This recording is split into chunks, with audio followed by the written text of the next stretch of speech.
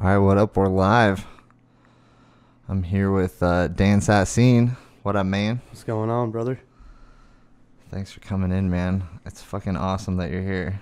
No, I was pumped when I heard you were doing podcasts, and I wanted to be one of the first ones down here. So, dude, I'm so glad you were. You hit me up and were like, hell yeah, let's do something. And I was like, what? Fuck yeah. Yeah, and we're in the same city now. So, well, I'm a little almost. I was about to say I'm way up north, but Man, I live so far away from everyone though. but yeah, glad Pull that I up can a make little it down. closer to you. That better? Oh, way better. There we go. Way more clear. Can you hear it well in your headphones? Yeah. Cool. Yeah, man. So fucking A, living in Phoenix now. You moved down here, what, 2-3 years ago? About two years ago now. Yeah. From Flag. Yeah. Me and the lady found out we were having the kid, so we in Flag we found that out. So Phoenix was the more practical place to live with her family and everything. Oh, for sure. So. Well, there's way more work down here. I mean, more work, and then having a kid makes a lot more sense down here in the valley. And then her family's down here, so childcare, instead of paying $1,500 a month, it's free. So yeah, that was huge. Dude, fucking, you're a better man than I am, Dan.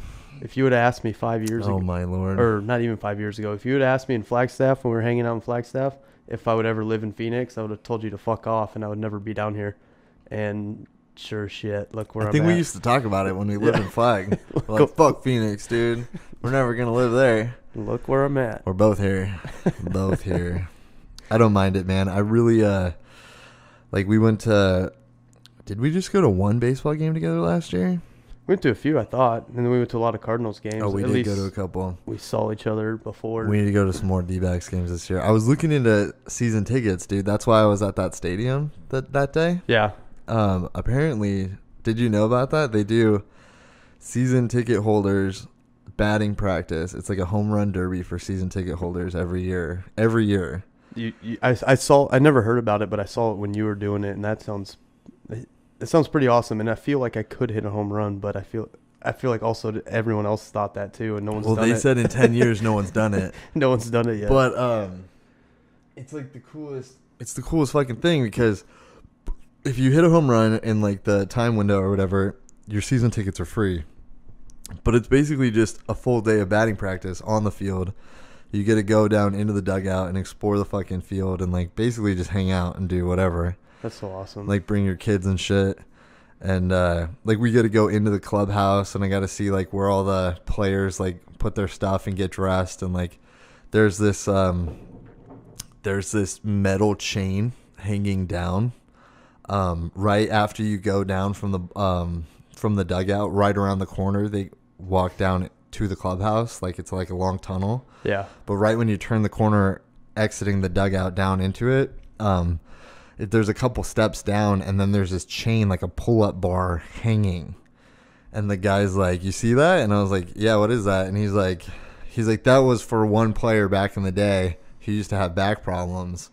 And I was like, for real? And he's like, yeah, he used to come in here and hang. I do that at the gym. Between innings. And I was like, really? And I was like, who was that? And he's like, well, who do you think it was? And I was like, Randy Johnson? And he's like, yeah. He's like, when he was getting up there in his like age, he would have back pain between innings, so he would go in there and he would just grab the thing and like lift his legs off the ground and hang between innings to like relieve pressure on his back. That's like a scientific thing, if you believe in evolution at least, that we're supposed to hang like that because we came from monkeys and whatnot. Yeah. I do it at the gym. It separates your back out. Yeah. It's good on your shoulders. Yeah. If you believe in that, and the evolution side of it, that's, I guess, where that came from. But I do that at the gym. It feels good. Yeah, I think it is like a natural decompression. Yep. Like thing. You're supposed to do that, and at least what I've read. I just thought it was cool as fuck, and I jumped on it. I think I freaked the guy out.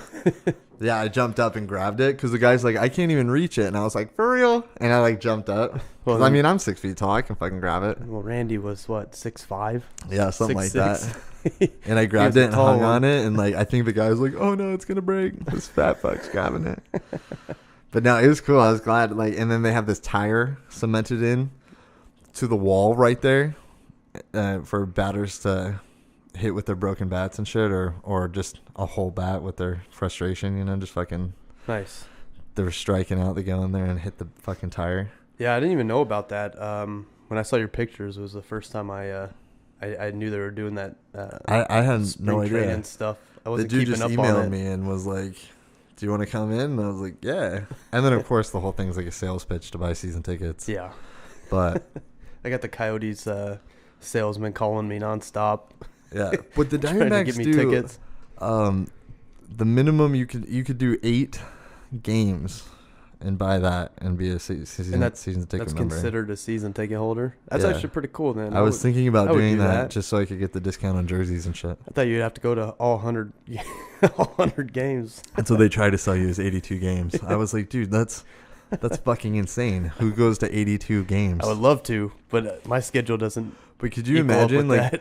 when we play like Tuesday, Wednesday, Thursday, Friday, Saturday, and like every night you're just at the ballpark? If I won like the lotto or something, right? you know, I would do that. But if you didn't have a job, yeah, if I wasn't, or if the beer and food was free, that too, free dinner every night. Well, I figure at that point, if I can afford 80-something games, I could probably afford the beer and food to go with it. Right. If I'm at that stage in life. I know, dude. We gotta tour the like the suites, like, you know, where the ballers hang out. That's awesome. And there's like an actual like bar area up there with like just a bartender. You just know? for your own, just in your suite, you get your own bar. No, like it's like a lounge area, like between where all the suites are. Like it's a big lounge. That's badass. And there's even like a restaurant, like bar, like sports bar area in there. And the dude's like, yeah, tables in here, first come, first serve. So like if you have access to this whole level, the diamond level, you could just come in here a couple hours before the game, grab a spot by the window or even out on the deck.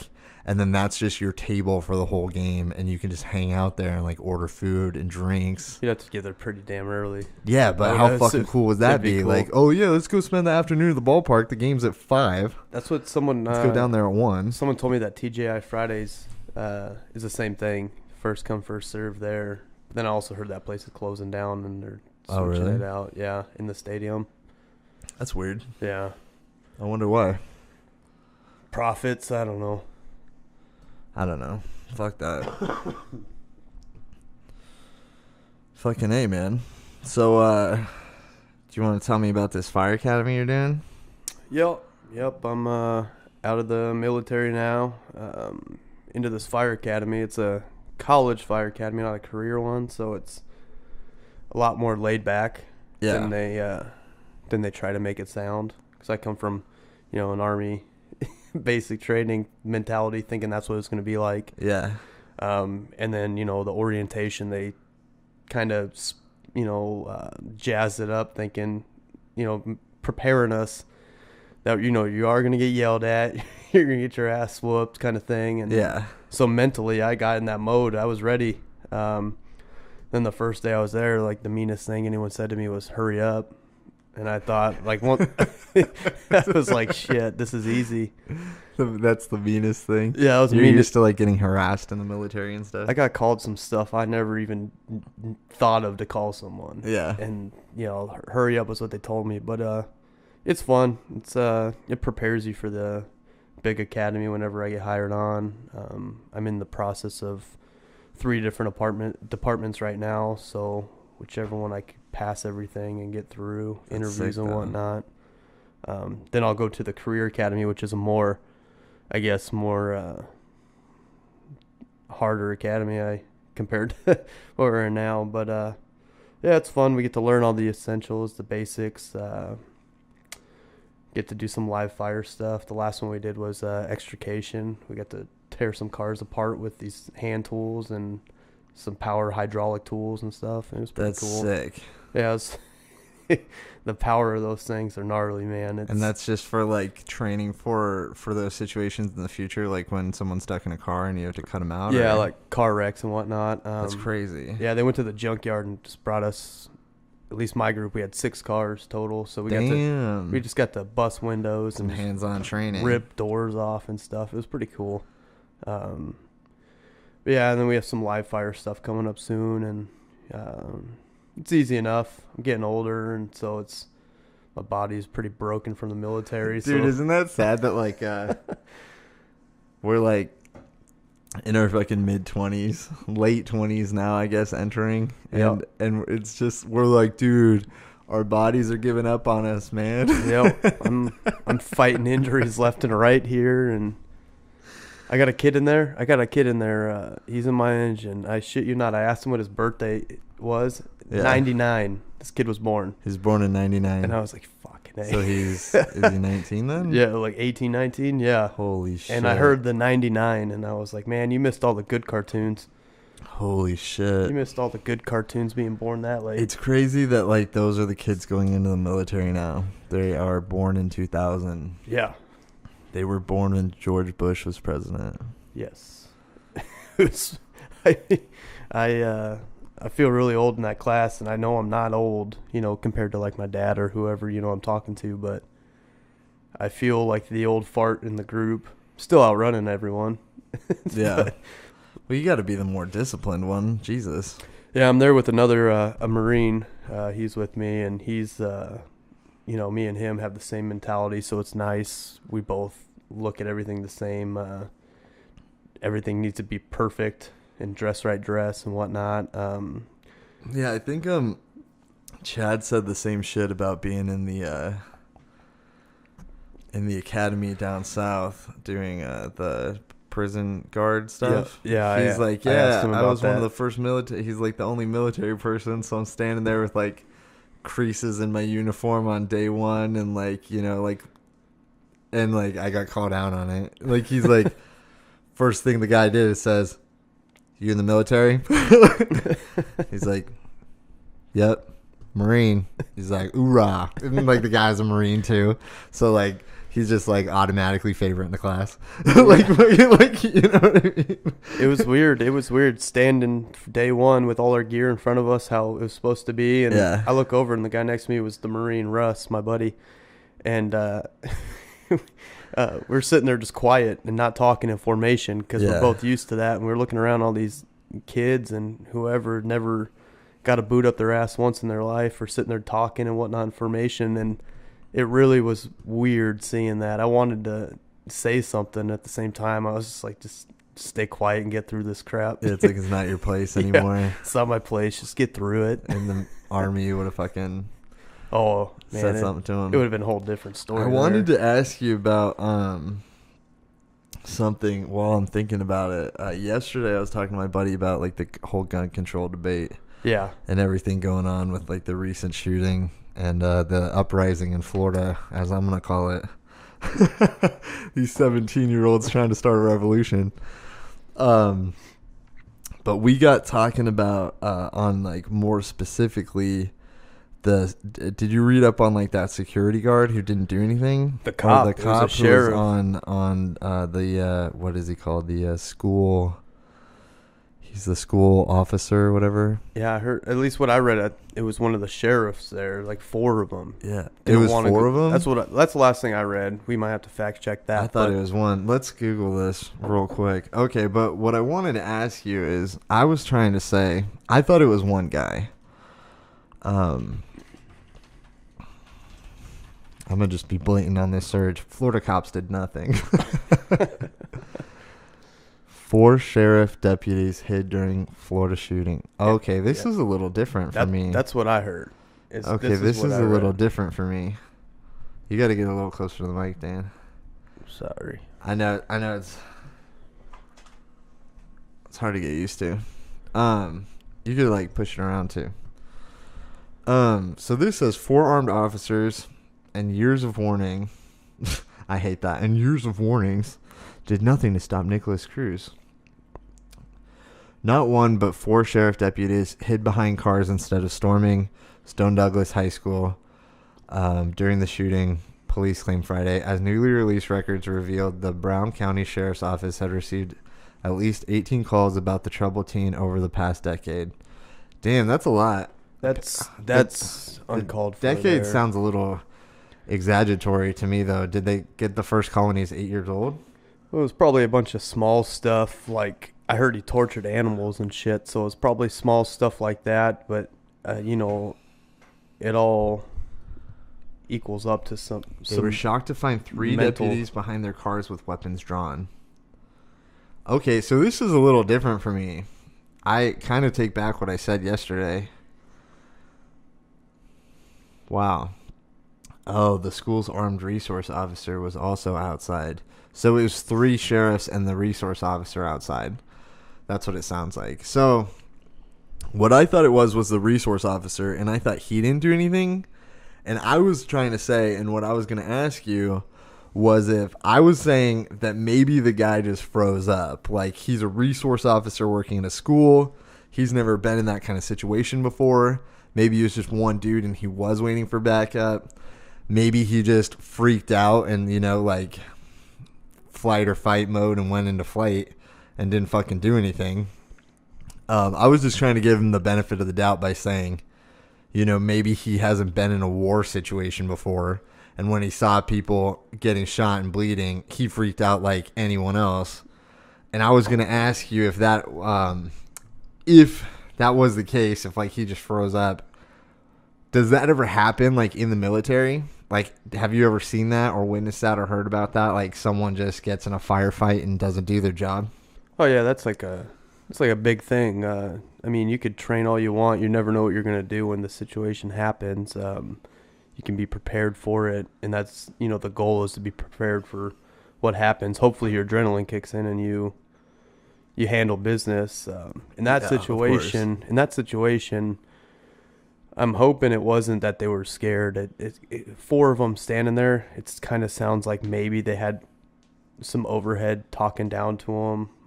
Some higher ups telling them to wait outside, you know, all 4 of them like that. Because I feel like me by myself, yeah, I'd be a little scared going into a live shooter incident. But if I'm there with 3 trained guys and myself, I feel like that fear would be away. I feel like I have enough trust in the guys around me. So this is just something we're reading too. You know, who knows what really happened in that situation. I know if I was there, at least this is how I'd hope I would react is, our children are some of the most precious things we got on this earth. I'd be in there as fast as I could, hopefully. So that's kind of 4 dudes sitting on the side, hiding behind a car, man. I find that hard to believe, really. Yeah. Those guys are all trained and whatnot. So they might have had some higher ups talking to them saying, we're going to strategically hit it at a different entry point of the building or what. I don't know what their strategic plans were for the building, but because you want to be somewhat organized. You don't want 12 cops running in from different directions in the building. Of course. Running in their gun blazing, because that could be, there's kids in there. There's themselves in there. You know, and then there is that shooter in there, so you might hit the wrong thing. That kind of almost sounds hard to believe to me. 4 dudes wouldn't want 4 grown, trained men, like going through that academy and going through that training. They knew what kind of stuff was in it, involved in the job. So I don't know. Yeah.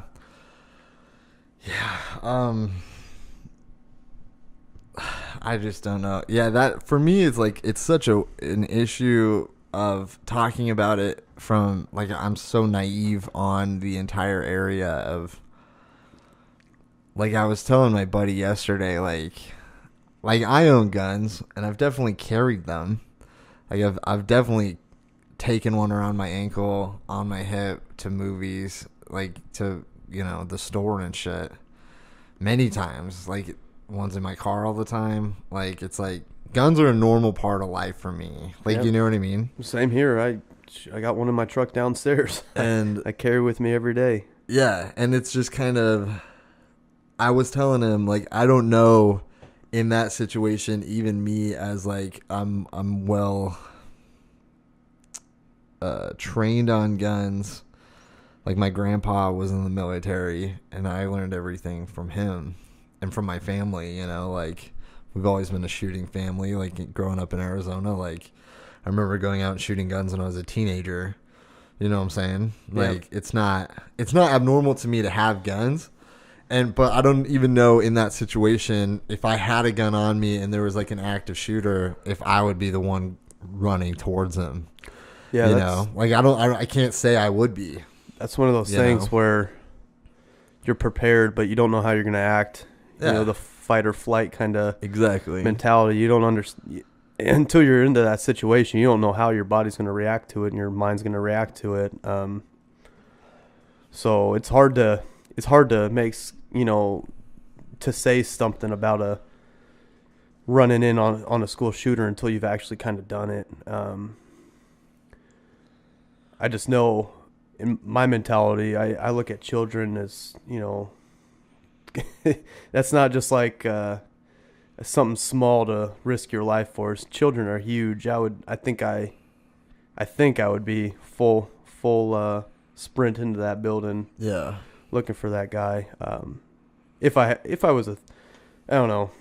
It's kind of a weird subject. It's one of those things you don't know until you're there. And I think that's my biggest issue with people speculating on it. Like all these people on the media and in the news and non-gun owners and non-gun supporters, and it's hard for me to listen to when I know that I don't know. Yep. Do you know what I mean? Well, that's what's problem with the media now too, is it's all about ratings, so they're putting out whatever they can to get the most out of it, most money out of it. So they're putting out, like this story we're reading right here could be fake, but they're trying to get people brought into it, and you know, it's I don't know, it's hard to explain, man. Thank you. Just get me a beer. So that, like, wow, Jesus. One thing I wanted to talk about, it kind of just reminds me of it, is I was talking to my buddy Chance about this. I was reading in this article about how back in the day, it was talking about how social media is changing and like corrupting the public in a negative way, based on that it's a new form. It created a new culture in the sense that back in the day, media came out, and it came out on one medium at one time, all at the same time, across the country. So it was one controlled message. And what I mean by that is a news story came out on the radio before TVs existed, whatever. It came out on the radio at 7 o'clock. The whole family sat around and listened to the news at 7 o'clock. The president was giving a speech, whatever it was. Everyone listened to it. It was one message. There wasn't conflicting ideals. There wasn't different news sources giving you a different message.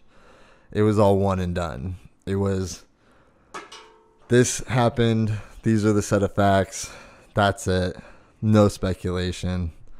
But now with social media, it gives every individual a voice and takes that one message away from the media and lets people put their own twist on it and lets everyone have their own set of facts. So it's creating this weird dynamic where it's instantaneous that a news story comes out and people say it's false and people say it's wrong.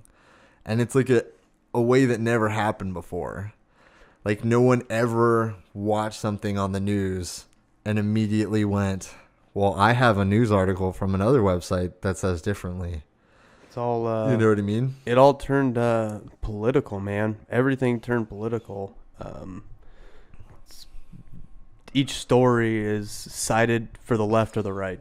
Every story, and then every story's been contradicted by the other side with another set of facts. It's almost like we got to a point where we don't care about lying, though. That's why when I look up my news in the United States, I look up news on like the British Broadcasting Channel and stuff like that, because I know they're not trying to lie as much as ours. I look from outer sources outside the country that are reporting on us, and I see what they're saying. Yeah. That's how I look up my news, because everything is just, it's all left or right, and it's fucking annoying. It is annoying. It's so fucking annoying. It is very annoying. And I hate it. You know me, I lean pretty right.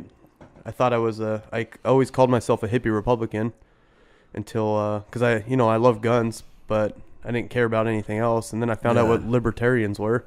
And I was like, oh shit, I'm a libertarian. Leave my guns alone and then do whatever you want. Just don't harm anyone. Yeah, it's interesting, like, as I get older, the different, like, political ideologies. Is that the word? Yeah. Whatever. That, like, I've always aligned more with Democrats on voting issues, if that makes sense. Like, school funding. Republicans have always been very heavy on the church and giving, like, the church tax breaks, and it's always very heavy on religion, and like the whole abortion stance is based on religion. Like a lot of the stuff on the right is based on religion, in my opinion. Growing up, that was always for me, and that was always what put me on the left, because I didn't I was always agnostic or atheist, and I never aligned with that. And I think that always pushed me to the left. And then I kind of realized, I don't agree with half of the shit on either side of the fence as I got older. I think there's more people like you and me coming out now. Yeah. Especially after this last election. And it's so hard to say, I'm with the Democrats. Yep. And then they say shit like, all right, well, we're going to take your guns away. And I'm like, oh, well, maybe I'm not with you guys so much. That's kind of how I feel with... maybe I don't want to hang out with you guys. That's how I feel with the Republican Party, man. It's, I like a lot of the stuff. At the same time, I disagree with a lot of it, too. Like, giving away they're trying to sell all the public land out west. Yeah. Trying to get rid of all that public land. And yeah. I'm a big anti-government taking over public land. I'm not a fan. And so one of that the biggest pisses me off issues too. that Trump has done is that he gave, he shrunk the state parks.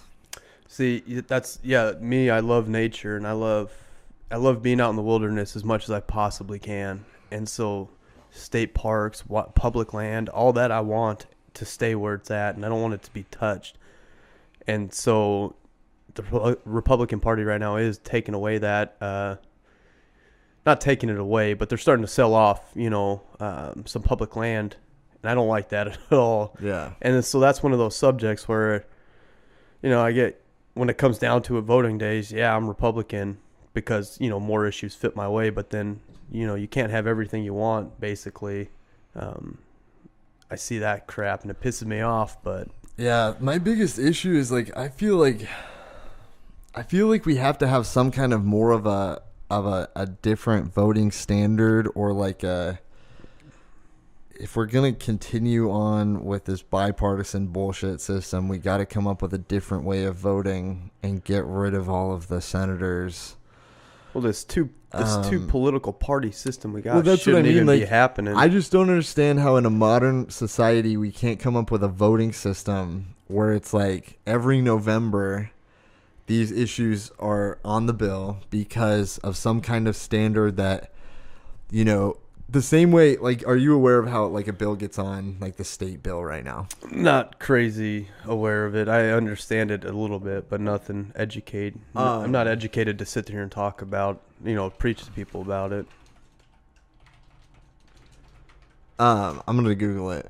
But my understanding is for a state to vote on a law like how we're voting on legalizing marijuana again in November. In Arizona, right? The devil's lettuce. Hell yeah. So the way that I understand that happens is it has to be proposed. There's how it says in here, an idea is developed. A legislator, either a representative or a senator, decides to sponsor a bill. This could be an original idea, or it could come as a suggestion. Other lawmakers may be asked to join as a co-sponsor, blah, blah, blah. A bill is drafted at the sponsoring legislator's direction. The nonpartisan Legislative Services Agency provides research and drafting assistance. They prepare the bill in a proper technical form. The bill is then introduced. The bill has its first reading in the House of Origin. The bill is assigned to committee. The bill takes action. The committee takes action on the bill. The committee sends the bill back to the House of Origin for second reading. The House of Origin reads the third reading, and the bill is voted upon by the full chamber. The process repeats in the other chamber. The bill returns to the House of Origin Conference Committee. The bill is sent to the governor. The bill becomes law. It's all just a bunch of horse shit. I was about to say, that sounds like, so you never want a bill passed, then it takes forever. Oh, it's one of the most complicated fucking processes, man. And I understand that it needs to be complex and there needs to be a vetting system and people need to write shit that makes sense and it needs to be read. But like our new tax budget that was passed was something like 900 pages. And what's funny about that too is the media gets on that day that budget comes out and there's subject matter experts on it. Yep. I wanted to say, fuck off. You didn't read that whole thing. None of you read that. Well, and that's one of the biggest issues. Look, Obamacare was 2,300 pages, it says. It's ridiculous. For a health bill. Because that's not just normal reading 2,300 pages. That's bone dry, long 2,300 pages of crap. And they hide loopholes in there somewhere.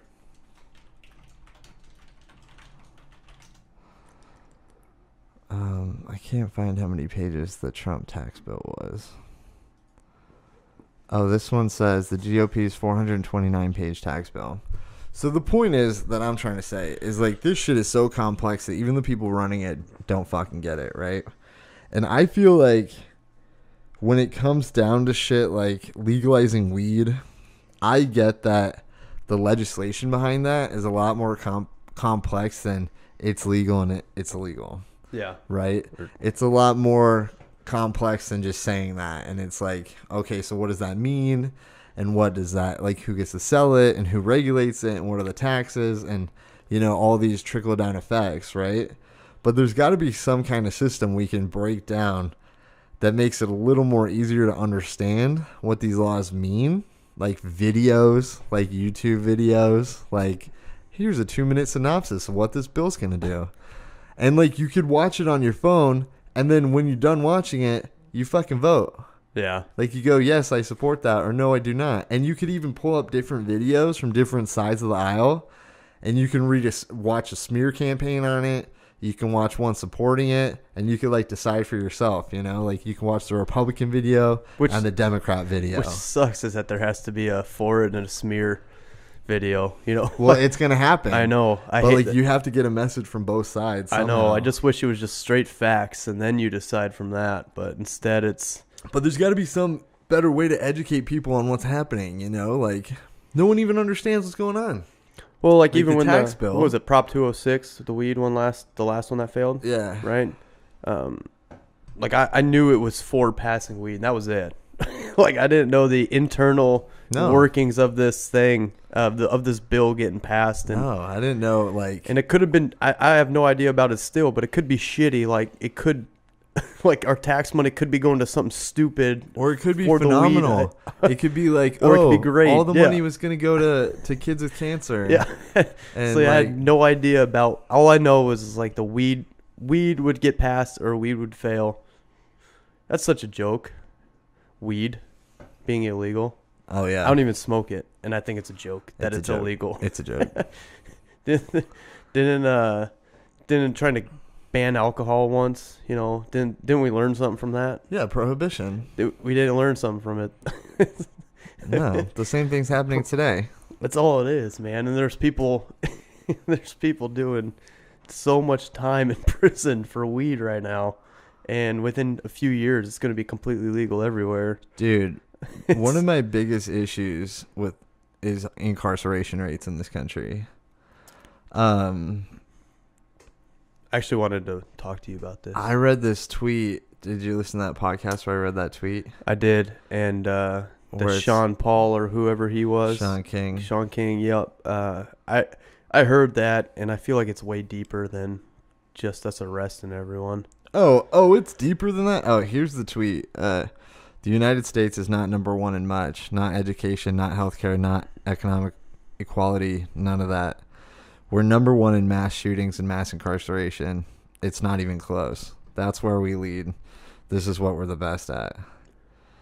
And, like, to me, like, yeah, it's much deeper than that, but it is very honest and blatant and true that I look at it as a culture thing, man. we could be better in education and we could be better in healthcare, but instead we're going to continue fighting over guns and incarceration rates. But at the same time, I feel like we could fix a lot of that with a lot of, like, at the same time, like, incarceration rates could be fixed in fixing education and fixing the, like, minimum sentences for me is a big one. Like, mandatory minimum sentences. Well, at the same time, no I don't reason, want shitheads back out in the world. I think no, but there's no reason different states get to have different minimum sentences. Like, in one state, marijuana's minimum sentences could be 10 years for selling and distribution. That's how it was here when we grew up in high school, huh? It was something bad. It was crazy when shit. we were growing up. But you know what I mean? But, like, even when we changed the laws 10 years later, oh, weed's legal now. There's still people sitting in prison for selling 2 pounds of weed. Yeah. I think it's and we don't go back and look at all the people still serving and, like, let them out when we change the laws. And there's also shit like, why do you get minimum 10 years for selling cocaine for, like, 2 grams of cocaine, and it's the same punishment for, like, 2 fucking kilos of cocaine? Do you know what I'm saying? Like, yeah. It's on a different scale. It's on a different level. Like, the mandatory minimum sentences to me is insane. And I know I'm not, like, summing it up well enough to make a defense on it, but yeah, I just don't understand how a judge could be like, hey, man, I understand you're a good guy and you fucked up, but the minimum amount of years I can give you for your crime is 18 years. When the laws do change, I think they should go back and look at the people in jail and see who's there. And if it's something easy like getting caught with weed, I think they should be, drop their sentences on that. If you have any, like, violent crimes added with your weed charges and whatnot, then yeah, you stay. But I think it all goes back to a cultural thing, man. Recently I heard hip hop is the largest, like, dominating music of America, which I agree with. You know, that's everywhere you go, you hear rap and everyone likes rap. But then you start listening to the messages of rap and people talk about selling drugs and guns and violence. Oh, for sure. All this shit. And, like, we've turned that into something cool. They glorify it. Yeah, we turn that shit into something cool. And then you start looking at stuff like that, and you start looking at our school systems where we're not paying teachers jack shit, and then they start questioning why our kids are getting high test scores and staying in school. It's it's hard to fuel that fire when you're treating the teachers, horribly. Yeah. That's just 2 of the cultural issues. I mean, I think we could. I definitely agree with you on the rap music. I was talking to my girlfriend about that, actually, that specific thing. So I think it's an issue for sure. That rap music still glorifies, like, beating women and drug abuse. Calling women being bitches. Gangsters. Damn, for sure. Okay, so I grew up where my dad would whoop my ass. So I was wondering if I said that. Do you think with what's happening in Hollywood with Harvey Weinstein and stuff, if, like, the rap community is next to have the overhaul? I think. Or do you think it's so ingrained in that culture that it's so accepted and that it'll just never change? I think I hate the whole Harvey Weinstein thing. Yeah, he's a piece of garbage. I think he's a piece of garbage, but I also hate the people coming out saying "Me Too" 30 years down the road. You could have said something a week later and saved all 100 and whatever women from getting that same, abuse. I'm with you there. I hate it. I hate these people coming out later on. Like, yes, it's tragic that happened to them, but it pisses me off that they waited so long. But I think if in that rap community, or shit, not even just rap community, any music industry where high-paid musicians and those girls and like girls started coming out towards them too. Yeah, I think the music industry could get trashed with it too, man. I think. But I just wonder if it ever will, or if it's too ingrained in that culture. I think it will. I think it will. I think someone's going to see a paycheck in it and finally come out and say something. I do. I don't know why they're not coming out and just. That's what I said. My biggest issue was with the Harvey Weinstein stuff. Is I understand he's a piece of shit and he needs to go to prison, and he's not going to prison. He's actually in Arizona, by the way. He's at a resort, drug rehab resort, same one Kevin Spacey's at. They're just partying together. Yeah. Damn. What money does. But I think it is unfortunate that some of the women who were affected got paid off, and that they will never say anything because they received money, and that I think it's fucked that the courts are allowed to protect people like that, and that they say that, oh, you signed this contract, you said you would never speak of this again, and we paid you this sum for that to happen. So if you open your mouth, we're going to sue you, and then you could potentially go to jail because you're breaking this contract and blah, blah, blah. You know what I mean? So there's all these women who he did fucking abuse and who have been abused by other people who will never say shit because they got paid off, or they got big movie roles out of it. They got their whole career made, and they're never allowed to say anything because he fucking paid them $500,000 to shut up. And it really sucks that and we let these people get away with it. Yep. They're monsters. It really, all of them, but all of them. It really sucks he has that kind of power to do that for so long. All 100 people or 50 people or 30 people that were involved in that lawsuit or whatever, all of them deserve to go to prison, in my opinion. They're all monsters. Like did you all the people who were in the court case, all the people who signed those papers to make the girl shut up and who gave her the money. That's why I could never be a lawyer. They're all fucking monsters. That's why I can never be a lawyer. Did you follow the gymnastics stuff? With the I seen the gymnastics dad trying to whoop his ass. Yeah, in the court. Over 100 women came out against the guy. Yep. Like, they're scumbags, dude. All those people were in on it. Some of those girls got paid off to not talk about him. That's why I couldn't be a lawyer. And that means the gymnastics fucking organization knew about it. The Olympic team in some fashion knew about it. Someone wrote that girl a check to shut up. Her parents knew about it. Dirt under the rug, In my opinion, they're all pieces of shit.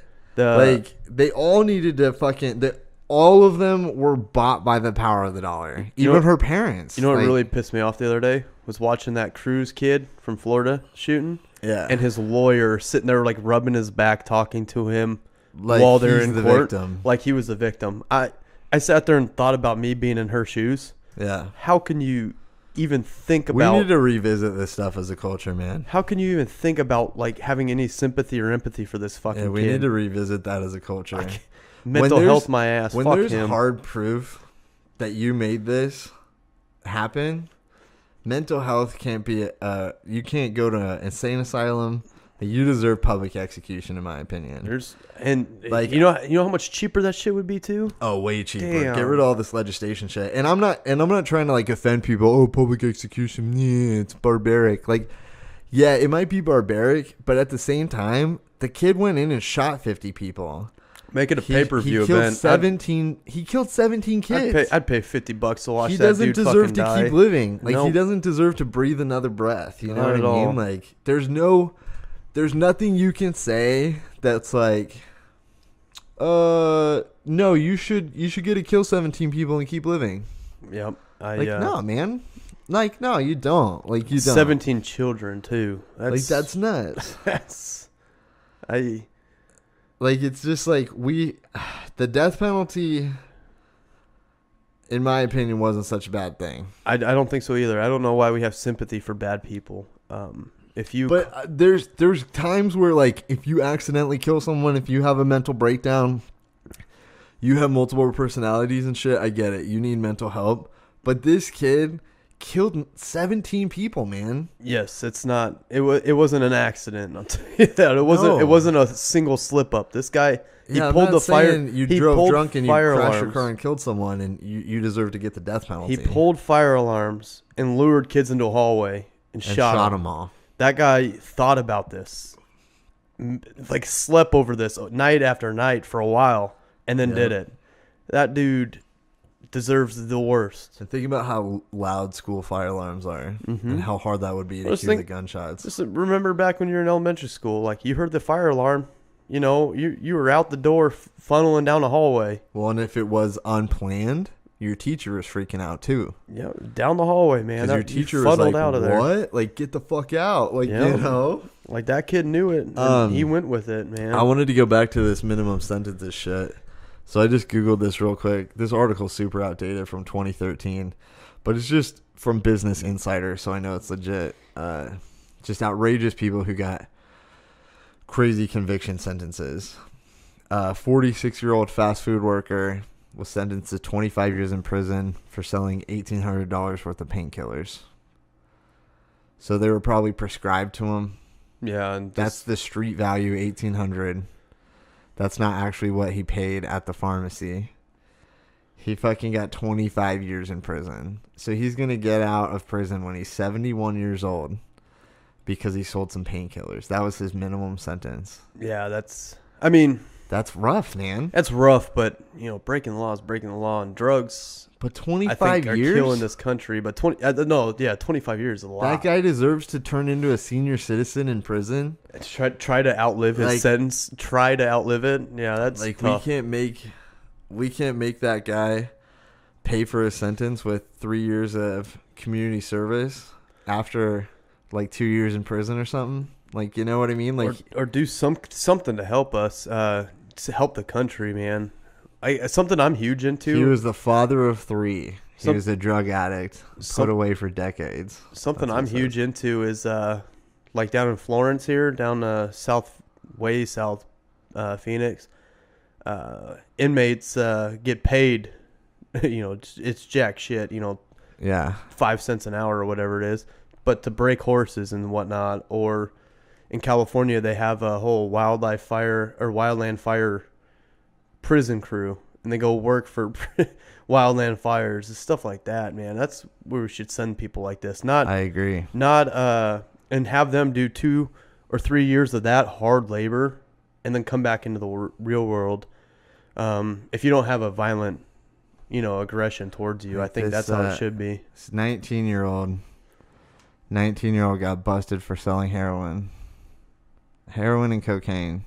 Yeah, but think about what that heroin did to another family, though. Maybe for sure it could have done. But he got a life sentence. But he's 19. Oh, he got a life sentence. How much? Life sentence without the possibility of parole. How much heroin was that guy selling? It does not say. It says he started working for drug dealers when he was 15 as a lookout, making $50 a day, and then later moved on to distributing the drugs. It's not even worth it. $50 a day.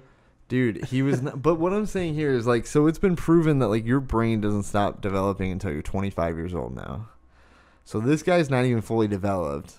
And he was probably sucked into that situation from... I mean, he's 15. He started when he was a teenager. Probably had older kids around him that kind of sucked him into that. So it's like, we can't fucking address that on a societal issue. We got to send this guy. Like, this guy is going to be sitting in prison for the rest of my life.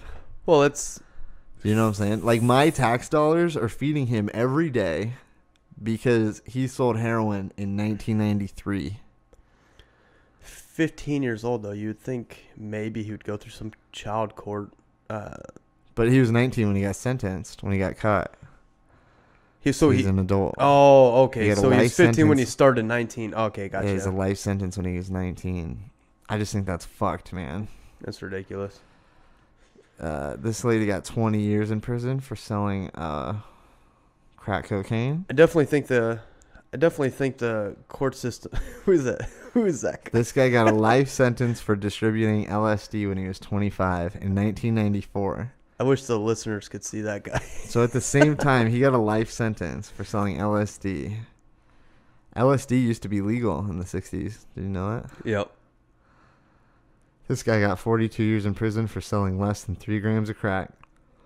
Yeah, I definitely think the court systems are definitely flawed. I just read those numbers, 42 years? It's definitely flawed because you look at that, what the fuck he was. He was a swimmer or something out of college. Remember that guy, the white nerdy kid that raped a girl and he got 3 months? Mm-hmm. Remember that? Yeah. I don't even know his name. His name's not even worth being said.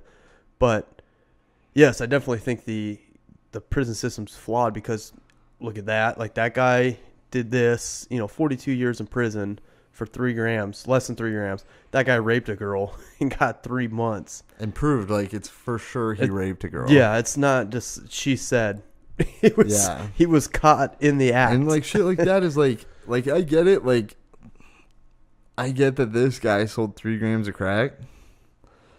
But he was 24 years old. He was probably struggling in a shitty fucking situation in life. Trying to get by. I understand it's a shitty situation, but maybe if we gave him a way out and didn't ruin his life for 42 years, like he's 24 years old.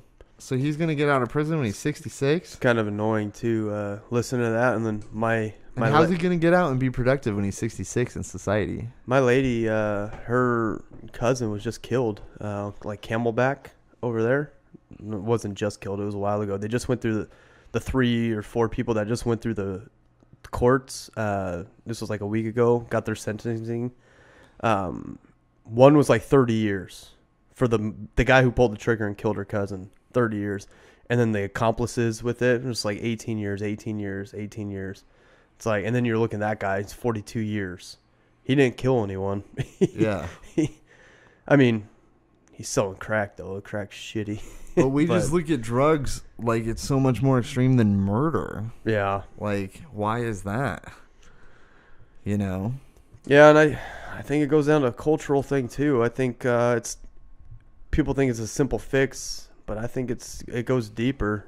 I think it goes real deep when it comes to selling drugs. And have you watched that show on Netflix, Dope? It's a show? Dude, Dope. I have not. It's like cops, but they ride around with the drug dealers. Those are some of the coldest people I've ever met in their life. Like, some of them are sitting there like, yeah, this is all heroin. I'm about to go sell this to this guy. I know it fucks their entire life up, but I don't care. I need to make money. It goes into like deep on the drug, the hard drug dealer side. That's crazy. Like, watching it, it's like they got like 6-7 episodes on it, and they go deep into, it's like Cops but reversed. It's really cool watching it, but at the same time it's like, good Lord, I'm glad I'm not involved in that at all. Fuck. There's just some of the most heartless people on there talking, just like, yeah, I know I'm fucking that family up right now. I don't care. That's so fucked. Yeah, and that's how they talk. It is true, though. I mean, that is how drug dealers feel. And if it's someone like that, man, I have no sympathy for him. At the same time, I feel bad for, like, the $1,800 worth of prescription pills. That kind of sounds like someone was trying to get by with a family, is what it sounds like to me. Is that they're selling their own medication kind of for their family. Right. So it's hard for me to, I don't know. It's hard to judge because I see one side of it and I see another side where the one side's like the most evil you can ever possibly see. Yeah. This side is just like trying to make ends meet for a kid. That's why the mandatory minimums bother me, because you have to treat everyone the same. And it should be a case-by-case basis. And I think these lawyers and the judges should be trained enough to be able to make that decision. Like, this guy was just trying to get by and support his family selling his prescription, versus this piece of shit's been a heroin dealer for 20 years in the suburb ruining lives. Yeah. I wish we could see it, as black and white, so easy. But shit, at the same time, liars are lawyers are liars, and bunch of liars. You can't. You don't know what they're saying is true for the judge. He's got to look at it kind of weird. Totally. It's got to be a tough decision for that guy putting someone away. Right. And I wanted to read this meme that came up on my feed earlier about teachers. So this says, the suggestion of arming the teachers in response to school shootings is really not that surprising. As a nation, we have hoisted pretty much every social problem onto teachers, expecting schools to be the solution for everything from unemployment to teen pregnancy and the war on drugs, all the while cutting their funding and lambasting them as lazy and selfish when they demand to be paid. They are the solution, the scapegoat, and the sacrificial lamb rolled into one. And I feel like that's so true about teachers today. Like, fucking Trump sitting there talking about giving. Have you watched those speeches? He's talking about giving guns to teachers. Honestly, I don't mind it. I mind it a lot. I don't think it should be a mandatory thing. Like, you're a lady, like forcing her to. I think if a teacher wants to sign up and carry one, he wants to sign up and go through the training, and they're concealed carry, vetted crazily, crazy. We go through a bunch of steps for wheeling teachers. Because if I was a teacher and I had that option, you're damn right. Yeah, I would carry a concealed gun on me in class. Yeah, but you would as a former Army person. That's what I'm saying. I don't think it should be a mandatory thing whatsoever, but I think it should be an option. An option for people who, one, are trained, two, are willing, and willing to go through these random trainings. Like, even like I've been through some gun stuff, in my life, and if they wanted me to go through more gun stuff to be able to carry on the campus and whatnot, I'll go through it. I think the only thing it has to be is if that happened, if teachers started carrying guns, it can't be well known. It can't be that. And I wouldn't want anyone to know about it. Teachers can't broadcast it to their classes, because that would be the last thing. Like, because in my opinion, man, it's really easy for a football team to walk into a classroom and jump a teacher. That could happen. And take their gun. Well, it's because you've advertised yourself as a target. That's why I don't. No, that's what I mean. That's why I don't open carry. Like, that's why I don't carry my gun showing. Exactly. Because if I'm in a bank or in a gas station or wherever, and someone robs that said gas station or said bank, I'm number one target. Exactly. Because I have the showing gun. Exactly. That's why I never let anyone know I have a gun. Ever. Yeah. I go into stores all the time, concealed carry all the time, and I don't want anyone to know. And that's how I'd be with this, as a teacher holding a gun. And I would I would definitely want that mentality to be pushed against other teachers if they, willingly decided to do that. Yeah. Because I think it would be beneficial. I do. Definitely not mandatory. Yeah, that's fair. That's a fair take on it.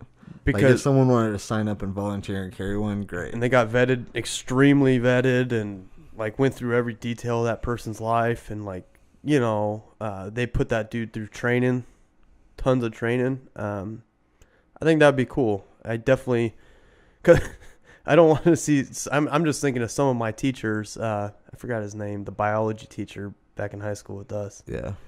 I can't remember his name, the goofy guy. But him, I'm just thinking about him right now. Teacher, Mr. Perdetto? No. Perdetto is cool. It was the other one. The guy who was into mushrooms a lot. Oh. I can't remember his name. But I'm just sitting there thinking of that guy with a gun. Was he older? Yeah. I'm just thinking about him with a gun right now. And that's not the guy you want to protect you. I had Rosensweet for biology. I don't remember that guy. I can't remember his name, but it was a class I didn't pay attention to too much. But, fucking A. But, if it was if it was a volunteer and then you went through all that testing and whatnot, I think it could be beneficial. I definitely think it could. Because all I think is in my mind, if I had my little Glock, 42, it's a little 380, carries, 6-7 bullets, nothing crazy. If I had that concealed and I was in the room next to that guy when he started opening fire, I could have went and met him. Yeah. And I guarantee I would have probably come out victorious there. A 19-year-old with no experience, and then me I think I could have, stopped it if it was right there. So I don't know. I don't think it should be mandatory though. That's damn for sure. That's for sure. Yeah, mandatory is a stretch, but yeah, that is fair. If someone wants to volunteer and sign up, someone wants to volunteer and carry guns to protect kids, I get it. Yeah, and then keep it completely quiet. Keep it, you carry it on your ankle. This article in the New York Times. I was a Marine. I don't want guns in my classroom. I'd like to know what he did as a Marine. Before the United States Marine Corps allowed me to carry a live M16 assault rifle, I went through hundreds of hours of firearms training. Classroom sessions devoted to nomenclature, maintenance, and basic operation accounted for more than 2 weeks of study before I even set eyes on ammunition. For weeks, I carried an M16 without a magazine, a dummy weapon, basically. I secured it with a padlock every night while I slept in the barracks and unlocked it each morning before chow. Okay, fucking Marine talk. I was about to say, so all that sounded good until he said the padlock thing. I don't know how the Marine basic training went, but we did the same thing until we got to that point. We didn't padlock or we had M4s. I slept with that thing. I cuddled it with no padlock. And I actually kind of want to call Chad to see if they had the padlock, because that sounds a little far-fetched. That right there just sounds a little far-fetched. That doesn't happen. Yeah. Only at the shooting range was I allowed to check out magazines and ammo from the armory. The first day at the range, I spent 12 hours disassembling, cleaning, and reassembling the weapon. I had to do this blindfolded. Do they have to do that blindfolded? We did that in the barracks, though. You wouldn't go all the way out to the ranges to do shit blindfolded. Yeah, to sit there and reassemble your weapon and disassemble it. You go out there and shoot, and then you come back. That's what we did. I had to do this while a drill instructor hurried me, yelling that enemies were at the gate. See, we would do that, but in the barracks while we were, on our free time. We'd sit there, and then eventually we got tested, to see if you can do it. But yeah, at the ranges, you're out there shooting, man. It says Marines had to do burpees for punishment for not being able to reassemble their weapons fast enough. Yeah, that's accurate.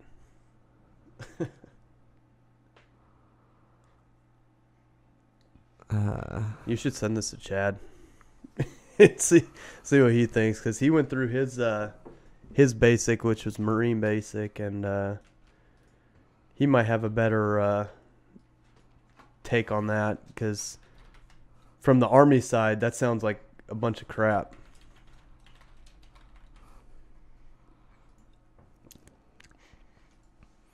All right, I sent it to Chad. The Chad. The Chad. The Army side, that sounds like this guy. My writing partner was a Marine, too. I could ask him. He was in Camp whatever the fuck it is. Pendleton? The Mississippi one? I don't know. I just know East Coast. I just know there's like the San Diego one, and there's an East Coast one. He did the East Coast one. Is it Paris Island? Paris Island, yeah. See, I know Army stuff. I don't know the Marine stuff. This Marine sounds like a pussy to me. Well, that's why the first thing I said was, I would like to know what he did in the Marines. That was the first thing I said. Because the dude could have been a cook in the Marines and barely touched the weapon. I don't know. If he's saying he has so much training, why doesn't he want guns in his classroom? Yeah, let's get to that part.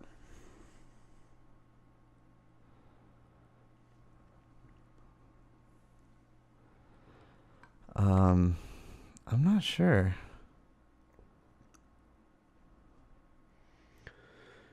Because he was sitting there talking about how much dedication he basically put towards a firearm to make him qualified for a firearm, is what it sounded like. But before I even got to the military, I was qualified with a firearm. Oh, I think we're getting there. He says, here's something I didn't think about. I did not think about arming myself to protect my students. President Trump on Thursday specified that he wants only certain teachers, highly adept people that understand weaponry, to be armed.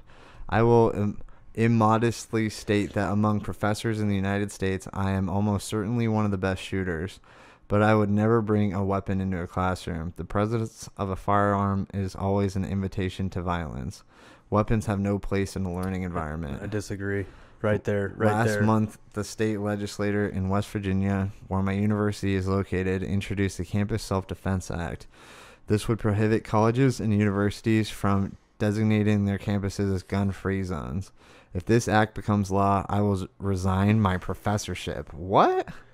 I will not work in an environment where professors and students pack heat. This dickweed just said a firearm is an invitation for violence.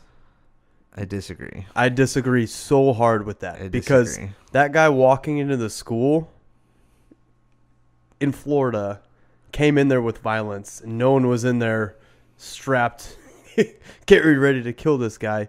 He went in there because he was fucked up and wanted to kill people. Oh, for sure. Violence happens everywhere we go. It's life. Life isn't, blowjobs and rainbows, man. Life's hard. and this guy just said it's just an invitation. Okay, and this is one thing I wanted to talk about. This says, when I was a young Marine, I had to learn how to use many weapons. It was part of my mission to support and defend the Constitution of the United States. My mission these days is to write books and teach literature and creative writing. It's a noble calling too. But no one should be asked to put his life on the line for it. That guy sounds like a pussy. Okay, so my biggest issue with that, no one should be asked to put their life on the line for it. Sounds like a pussy. No one's asking teachers to put their life on the line. Nope. People are just asking people to be prepared in unforgiving situations. Just be good individuals, man. And in my limited experience on this planet, my biggest issue with safe spaces and my biggest issue with this fucking pussy generation is that people keep acting like life is all fucking fairy tales and it's safe. And it's not fucking safe, and people need to stop acting like it is. Like, this guy's like, no one should be asked to put their life on the line at school. And it's like, well, schools are getting arguably more dangerous as time goes on because more psychos are out there. And in America, we're kind of more fortunate than other countries because we don't have fucking tanks rolling down our street and shit. Yep. Like, life isn't all fucking rainbows all the time. Like, kids do grow up in war zones all over the country or all over the world. Like, there are fucking kids who have horrible experiences. And I'm just saying that it doesn't make sense that we're like acting like, it should all be peaches and rainbows and nothing should ever happen at schools. Shit does happen at schools and people need to recognize it and stop acting like they're safe zones and nothing bad can ever fucking happen. This just sounded like it's like an anti-Trump hit because this guy was just going against what Trump said about the school arming teachers and whatnot. Yep. It just sounds like an anti-Trump hit because when it gets down to it, he said, my mission. What does it say? My mission these days is write books and literature and creative writing, but not. I shouldn't be asked to put my life on the line. He just sounds like a fucking coward. I carry a gun on me. I carry a knife on me. Even if I didn't have any of those things, I would. If something broke out in front of me, I would put my life on the line. Even without my military training, it's just my human instinct to stop evil. And, that right there just sounds like a straight coward. That's all that is right there. I just don't get how this guy was a trained Marine. It goes back to the first thing I said reading the first line of that article. I would like to know what that guy did as a Marine. Yeah. Because he doesn't, right away, he didn't sound like any of my, a combat Marine. One of my buddy Marines that I know, like Chad or my buddy Eric. Like, he doesn't sound like any of them immediately. And so this guy just sounds like a straight twack right away. I just don't understand. I mean, obviously there's going to be varying opinions across the board, but I just don't understand how people can honestly say that they don't think protecting people with guns is an answer. Like, I don't get how. What they don't show is the statistics of the amount of guns that have protected people. They show the amount of shootings that have been around, but you never see in the media the amount of times guns have stopped bad people. They never show it. And I don't understand how we always gloss over the fact that the president's never been shot and killed. It's been a long time since that happened, right? What, 80 years? 60 years? When was JFK? It's been a long time since that. In the 60s was JFK? I'm going to Google it. It's been a long time since that. And you could go down a rabbit hole now. JFK was shot in 1963. That was 55 years ago. You could go down a rabbit hole with conspiracy theories on that one, too. Oh, I love conspiracy theories. We talked about them last night. I love dropping down into those. But what I'm saying with this one is, you don't think protecting the president with more guns has stopped them from getting assassinated? Well, that's the whole argument with every person, every senator or president, whoever They all have armed guards. whoever has lived, any high up political figure, it's all surrounded by guns. Surrounded at all times. They got and their children, their kids, everyone. They're ready to go. They're ready to fight a small army. Yep. At the same time, they're sitting there preaching we shouldn't have guns. If you were really anti-gun, you wouldn't have an armed guard. Man, you should be walking around with no armed guards. Yep. Just some MMA fighters or something. Yep. Something like that. If you were really anti-gun.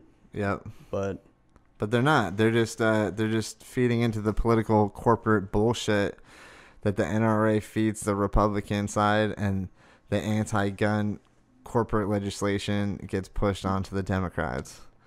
And it's no different. Did you see all the corporations who dropped the NRA? Because of the recent shooting? Yeah. Stupid. They're all, I mean, I get it. They don't want to take money from the NRA, but they've been taking money from the NRA for decades, so what's different now? The NRA just wants our Second Amendment to be kept and preserved. That's all. It's not like the NRA is sending out these school shooters, so I don't understand why we're getting blamed, or not we, I'm not part of the NRA, but why they're getting blamed for all this. Oh, I'm with you there. They're literally out there just to make sure the Second Amendment is one of the first companies that would cut ties with the gun rights lobbying group was the First National Bank of Omaha.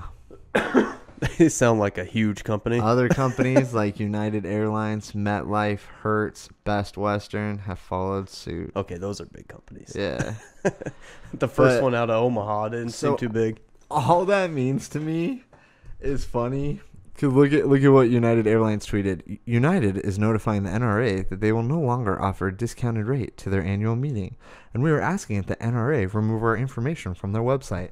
So United Airlines was so in bed with the NRA that they gave every NRA member fucking discounted flights. Now they're just covering their ass. NRA fucking events. Exactly. They're just they're like, don't look at us. We did nothing. We're not involved with guns. So politically driven. And so everyone's just trying to cover their own ass, and no one actually gives a fuck. Everyone's just like, no, we don't want our stocks to go down.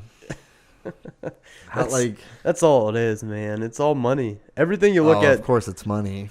That's everything you look at, and every subject you talk about these days. It all roots back to money. Money, money, money, money. Even like the news articles, anything. It's just all money, man. United and Delta. Delta bailed out too. Yeah, fucking A. That's not even, I don't know. It's not the NRA's fault. They just like to preserve the Second Amendment, which I heard you were talking about the Constitution the other day on your last one or two of them. I like the Constitution a lot. Yeah. I do. I'm not saying it's a bad thing. I just think it's a fucking it's a relic and it needs to go in a museum. I think it's one of those things that preserve a lot of our main rights. And once you start amending and once you start twisting and fabricating, then you start losing those rights. And then, I'm not saying we can't put all that shit back in there. Well, and then who knows how, like it might, so how it is now, you can amend it and change it a little bit. And it'll be like, oh, it sounds good. Yeah. Well, what about in 20 years and then 40 years and 50 years? Like how much are we going to amend and twist this shit to, you know what I mean? I don't know. I feel like it keeps us on somewhat of a straight path. It's all, you know, it was made back in the day, but it's all decent shit, relatable shit for the most part. Yeah, but I think it's pretty bad. Oh, there's freedom of speech on there too. What happens when you lose that? You know, guns. No, I would never get rid of all of that. I'm just saying we could rewrite it. You wouldn't. Oh, I wouldn't. But the money up in I would just like to rewrite it in a fashion that makes sense, that people can understand. And I would like to. I read the Constitution the other day. You should pull it up. It's reword some I'm telling you, it's pretty close. It's still pretty good. I'll point out some flaws real quick. Well, there was a few that were, they were a little old, but at the same time, a lot of it was pretty relevant still. If you look past the old writing of it, Yeah. Why can't I just find a fucking image of it to read on? Yeah, that was. Yeah, go ahead and read that. I read that fucking bullshit. The first initial scribblings of it. Cursive. But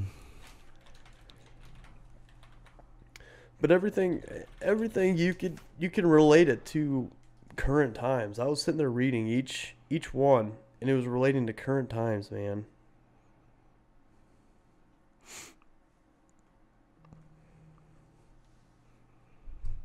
Is this all of it?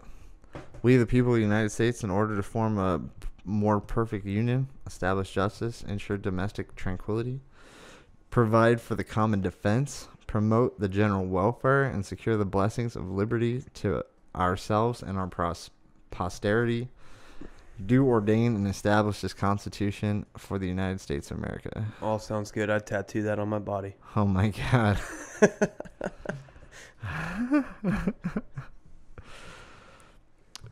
No person shall be a representative who should not have attained the age of 25 years and been 7 years a citizen of the United States, and who shall not, when elected, be an inhabitant of that state in which he shall be chosen. Yeah, that. Why we got shall and shit in there, Dan? What does that even mean? So that's what I'm saying. If you can look past the old timer writing on that, you can't. You can't look if past you could just skip it out. This is all talking about the representatives. Maybe I was talking about the Constitution. I was really talking about the Bill of Rights. Bill of Rights. Well, Constitution's good too. The Bill of Rights is good too. That's all the amendments and whatnot. Bill of Rights is all still there too.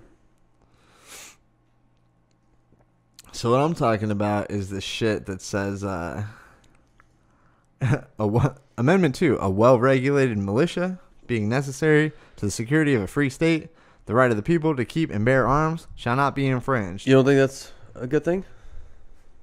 I think it's great. Can you tell me what all that means? So I'll dumb it down without for you. us arguing about it. Well, I'll dumb it down for you. So it kind of goes. It's for the Second Amendment, correct? Yep. Absolutely. So it's saying if our government now decides to turn on all of us, for sure, a militia is what we need to fuck that government up. For sure. And so it's basically regulating so we can't go into a dictatorship. All right. Can we go on to the third one? Sure. Let's get the third one. No soldier shall, in time of peace, be quartered in any house without the consent of the owner, nor in time of war, but in a manner to be prescribed by law. Thank God we haven't got to get there yet. So, no one has invaded us yet where this has to come into. But this isn't a time of peace. This was it's technically a time of peace right now. We're not at war. We're in conflict. But this says no soldier shall, in a time of peace, be quartered in any house without the consent of an owner. So basically what that means that's saying is if we're not in war, a soldier cannot stay in a house forcibly. A bad soldier. Yeah. You don't think that's the good thing? But it says if we're in a time of peace, why would a soldier ever be in America during a time of peace? That's happening right now. We're in a time of peace, and there's ISIS in America right now. Are they forcing themselves in the houses and staying there? They could.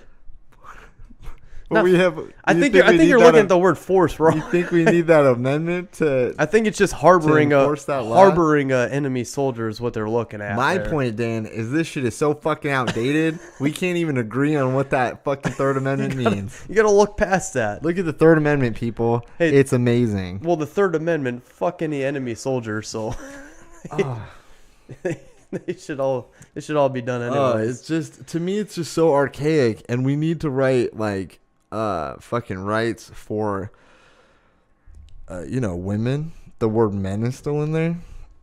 All men are created equal. See, I don't shit. even notice that until you say something. Like if someone says something, like the word like freshman or that. Like Yeah. That all just sounds like everyone to me. This is a big issue for me, Dan. That's everyone for me. You have no idea. Are you aware that we're not allowed to say the word freshman anymore? Yeah, it's happening. That's ridiculous. It's happening. Because so when I hear fireman, all I think is everyone who's a fireman. I don't think of girls, boys, well, whatever. Let me tell you, in the fire academy, they should be teaching you to respect women a little more, Dan, and you shouldn't be calling yourself a fireman. See, I never even think about it until someone brings it up, and then I'm like, oh, okay, here we go. Yeah. No, I agree. This shit's getting a little ridiculous, but at the same time, I'm very affected by it in my day-to-day life. Like, so we can't say, so freshman is going away, right? It's first-year student. That's so right? stupid, man. So a number of years ago, the FAFSA, which is the free application for federal student aid that all students have to fill out for public education funding for college, they got rid of parent, father and mother fields. They switched to parent 1 and parent 2 to be gender neutral. So that also forces schools to change their databases and get rid of mother and father because they can't distinguish between, okay, this name is mother and this name is father. So everyone has to change their shit to be parent 1 and parent 2, right? So which that's a little.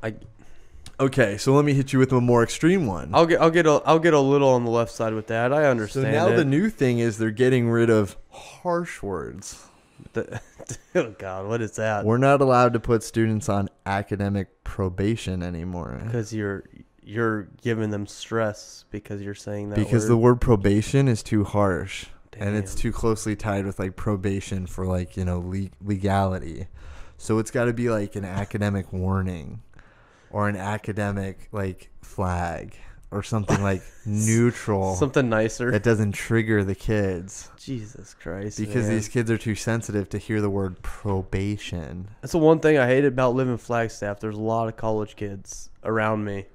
And there was a lot of shit I dealt with like that where they got mad. I got in trouble for saying Mexican the other day. Yep. Like back, not I said the other day, but I meant Flagstaff. Back in Flagstaff, I said Mexican. My Mexican buddy, Aaron. I was talking about my buddy Aaron, big Mexican guy. And they're just like, you can't say that word. Like, what word? Why can't you say Mexican? They're like, Mexican. That's a bad word. Why is it a bad word? I'm like, that's what they are. That's their culture. That's who he is. I'm a white guy. He's a Mexican guy. That's I don't know how else to explain it. And like, what are you supposed to say then? I had someone, questioning me like I was some just fucking racist guy, and I was like, whoa, not the case, man. Yeah. Not the case. I don't understand that type of shit. Yeah, it's getting bad. And that's what I've been talking about with like gender pronouns and stuff. And like people can like say that like, you can't use my gender pronoun. You gotta call me Zim or Zur or whatever. And it's like, no, you can't ask people to do that. You can't fucking ask people to change their speech because you just decided there's some new word. If someone told me that, I'd tell them to fuck right off. I'm not gonna call you that. But even then, we're getting on the level that you can't use the word Mexican anymore. Like, yeah, like no, that's they're from Mexico. Yep. Their family is from Mexico. They're Mexican. Like that's why we call them Mexicans. We don't call them Spanish. They're not from Spain. It's in their DNA. It is in their DNA. I don't get it. It's hard, man. I don't fucking get it. I don't want to be called white then anymore if we're not allowed to say Mexican. Well, shit, that's... Stop judging me based on my lack of color on my skin. What do you mean? I'm pale. I'm not white. I'm pale as shit, I'm man. American. One of my dreams is to be on Naked and Afraid. And with my skin color, if I get stuck in Africa, I'm fucked. Oh my God, stop it. Because I'm burned immediately. Oh my God. That's my... I feel like my skin color is bringing me down too. That's classic. Dude, it's a problem, man. Well, then, it's funny because I never looked up what the word millennial meant until you had your podcast. Oh, yeah? I never did. I just thought it was the weak-hearted people like we were just talking about. That's was funny. What a millennial was. That's what I thought. Because I never looked it up. And then you did your podcast. I was like, millennial in Arizona, what the hell? And so I looked up millennial, and I'm like, shit, I'm a millennial. You're a millennial for sure. Like, damn, what? Yeah. Yeah, that word I think has been trashed badly to mean what we were just talking about. Yeah, I'd basically. really like to reclaim it a little bit. I think it was basically trash so bad. Like, it's funny. So after your podcast, I looked it up, and I had one of the instructors in my fire academy who's not too much older than me. He's like a year or two older than me, and he starts talking. He's like, "You millennials," to us. Yeah. And I just like kind of giggled to myself, you know, it's like, you're a millennial, bud. Yeah. If you want to really get deep down on this, Like, you're a you millennial. motherfucker. I know I argued with my writing partner, John, about it because he's like 35-ish. He's like, I'm not a millennial. I'm like, you're a millennial. Well, that's what I thought, too. I thought the same shit. I was like, dude, I got calluses all up and down my hands. Like, I fucking work my ass off. Like, Yeah. I get called shit all the time, and It's I just don't get an age offended. range. I don't get offended on shit. And that's what I thought it was millennial was you're always offended. Yeah. And so, I know. I'm sick of like the weird stigmas. Like what really triggered me is that triggered. I used air quotes on that one. What really bothered me is they started calling millennials the people who are eating Tide Pods. I'll take another beer, dude. Yeah. Yeah, I'm gonna have to go run and pee real quick. We'll just keep going. Oh, thanks, man. They were saying millennials were eating Tide Pods, and I was like, no, we're not. I was like, no, we are not. We're not in high school. We're not 15 smoking Tide Pods on the internet. Like, you motherfuckers. Like, that is not my generation. God damn it. Like, we have the right to be called millennials, and we have a right to say we're not eating fucking Tide Pods, you motherfuckers. And then I had to defend, and then I had to be like, okay, well, maybe some millennials are. Maybe there's some 18, 19-year-old fucks who are on that borderline who are eating Tide Pods. But I can't speak for all of the millennials, but most of us aren't eating Tide Pods. Millennial is just a crappy term that grouped us all together.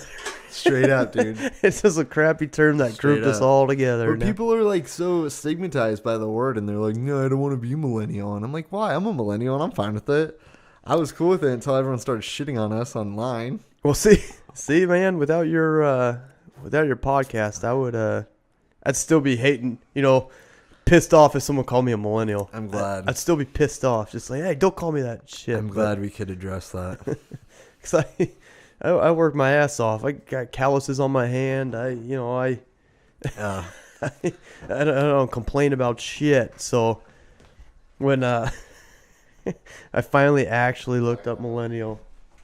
Oh yeah, don't mind my wall of beer bottles there. Oh, you're fine.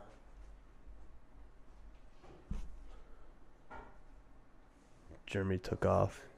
He had to take a pee.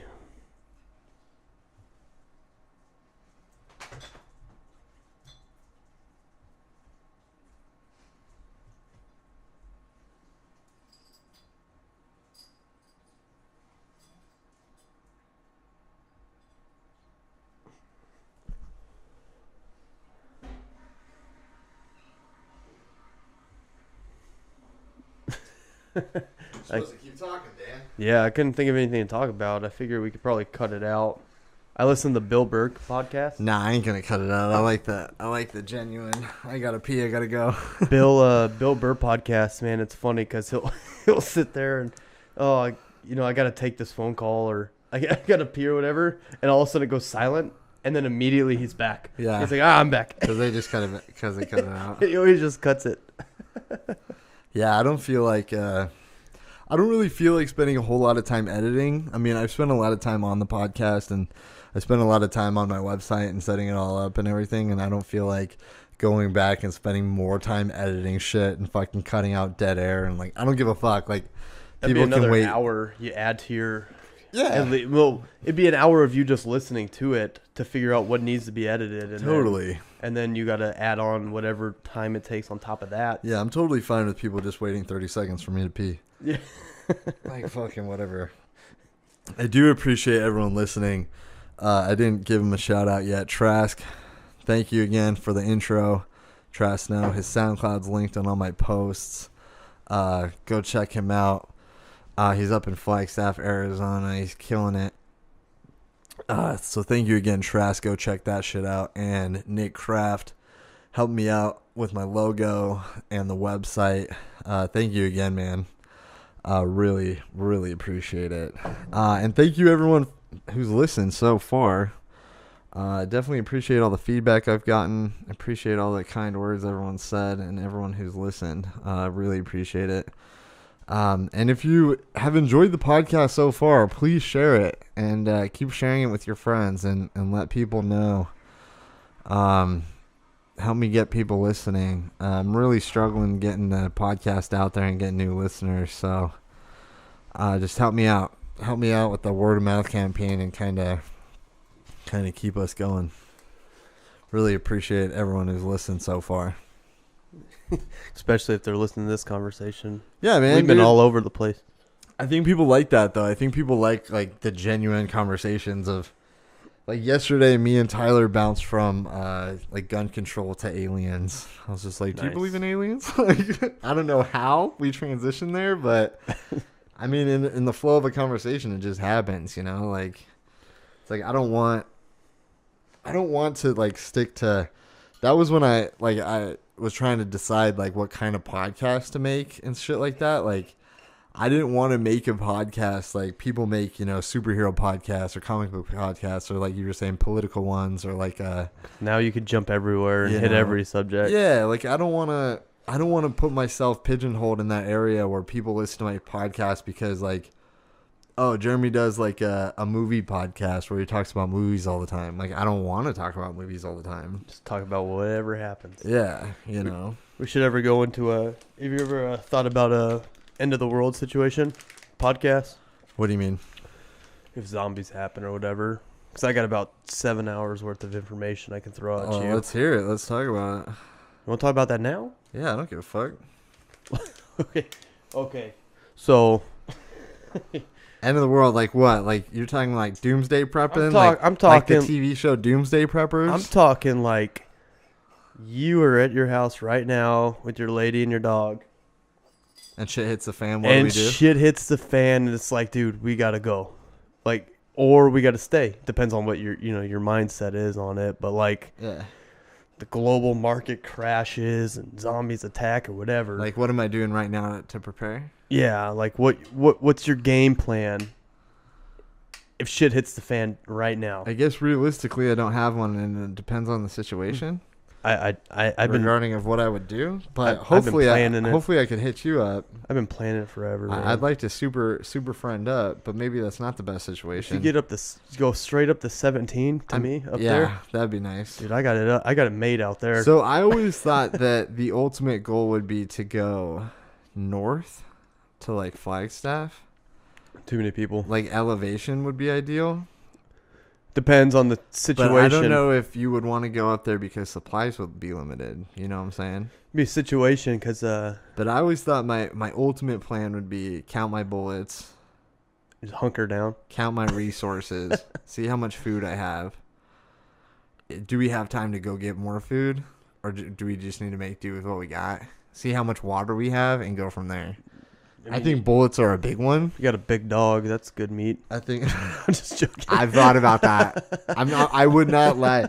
Being a screenwriter and writing stories, like super fucked up stories, I have definitely like said out loud, like, oh yeah, I'd eat crypto if there was a zombie apocalypse for sure. Last resort. What am I gonna do? Last resort, I'll eat the dog. Yeah. It's not even like, no, I wouldn't eat him on day one, but maybe 2 years in, when we're getting pretty scarce on the food, like 2.5 weeks with no food, and he's getting up there with the cancer cells in his body. Might want to just take care of that and eat him, like. But even that, I'd fucking cry, man. I love my dog so much.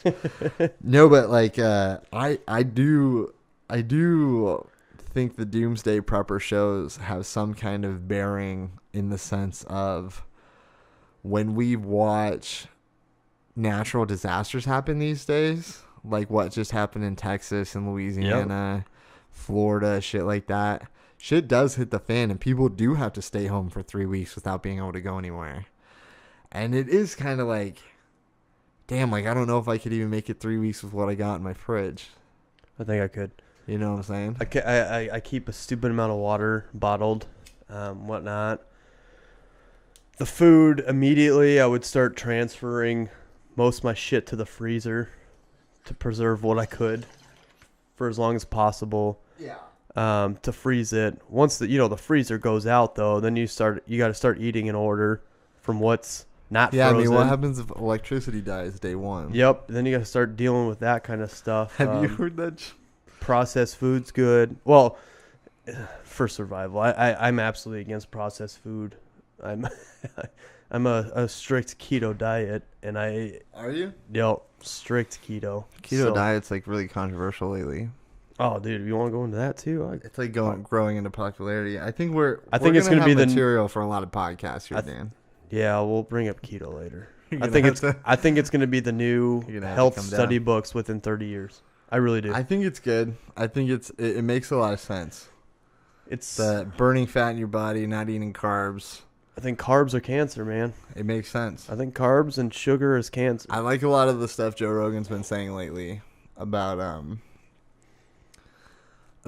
fat's not bad for you. As I'm drinking salt's not bad Coors for you. Light, I'm like, don't eat carbs. Right. Oh, I love carbs. Everyone loves carbs, but that's why America's fat. Dude, salt's good for you. Butter's good for you. Fats are all good for you. I don't want to get off this topic though. Yeah, we'll bring that up later. The doomsday preppers. But have you heard of that Joe Rogan joke? It's pretty old. It's like how he's like, do you know what you would do in the end of the world? Like, what happens if all the smart people just vanish off the planet? Like Idiocracy. And he's like, what? He's like, what do you do when the power goes off? I'll tell you what I do. And he walks over to the stool on the stage and sits down on it.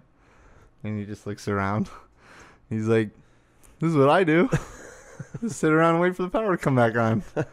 He's like, I don't know what they do to turn it back on. Like, I don't. He's like, what happens if all the smart people just vanished? All of them. He's like, power goes out. He's like, what happens? He's like, and he's like, I'm not smart enough to turn it back on. I have no fucking idea. He's like, what would we do? We would just all start coming out of our houses. Like, what's going on? And he kind of like finishes it with like if I left you alone on a desert island, like how long till you could just send me an email? Like how long till you figure that out? Like would you ever? See? Like, and it's like such a good point. Like in the disaster scenario, what you're saying, like doomsday prepping and stuff. Like, what does happen on the global scale to people who can't do anything without technology? Like, it's bad. I feel decent in the fact that I'm a highly intelligent person and I think I can figure shit out. You know what I mean? I think my survival instincts would kick in and my brain's big enough that I can fucking process information and survive. Do you know what I mean? I have basic concepts of creating fire, cooking, purifying water, shit like that. But I don't know. Like, I've never done it for sure, and I'm not prepared. Well, see, but I don't know on a global scale what, like, normal people would just do. Like, your average day, mom and pop with 3 kids. Like, do they survive or do they not? I don't think they do. You have the idea of starting fire and like collecting water and easy stuff like that, but you have to consider that there's millions of people around you. Oh, doing the same shit. Freaking not out. Being able to do the same shit. Freaking out. Coming trying to kick your door open, trying to get it. That's why I live up in the boonies. I think that's the biggest danger, and they always say people in disaster scenarios, people are the biggest threat. Worst, man. That's the worst. That's why I have a plan to get to I have a cabin. My parents have a cabin. Now everyone knows. I'm not going to say where, but it's up north, not near Flagstaff. It's, down towards Kingman-ish a little bit. But it's way out there in the middle of nowhere. Yeah. And it's, what is it, the 40 that comes down from Flag to Kingman? Yeah. Dude, it's like an hour and a half off the dirt, on a dirt road off of the 40. That's how far out it is there. Yeah. And I even have So from me to get there from here, I have to go up to 17, through the pass, which you've been stuck there from a Cardinals game with one crash. You know how bad that shit is up there? Dude, wasn't one crash. That was I'll tell that story when you're done. But I have, so that would be my main route. And if that route ever got closed, I have a dirt route that I found and I have mapped to get me up to where I need to go. That's badass. From my house, I could take a dirt road all the way up to this cabin. Disaster scenario prepared. Dude, I'm telling you. I have enough rounds in my house to fight off a third world country. God damn it. I could do it. All right, we got to super team up if shit hits the fan, Dan. I can do it. When that 22, when everyone was like worried about 22 ammo, I came into a large cache of it. I remember us talking about that. Yeah, I got a lot of it. I remember us talking about that. I still need some 22 Might ammo. not. You want some? Just take a handful or two out of my bag, out of my bucket I got. I do need some. It's like one of those Home Depot buckets. Really? It's full of ammo. I do need some for full sure. of 25. You still can't buy 22 ammo like anywhere, man. It's all so fast. So I've seen it a little bit more, but yeah, me too. A couple places. Still hard. I remember as a kid. The long rifle. I see the little 22 short rounds. The shorts are easy. It's the long rifles you can't get, man. Mm-hmm. They're hard.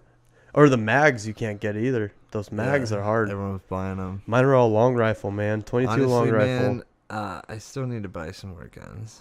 I would like to add to my collection.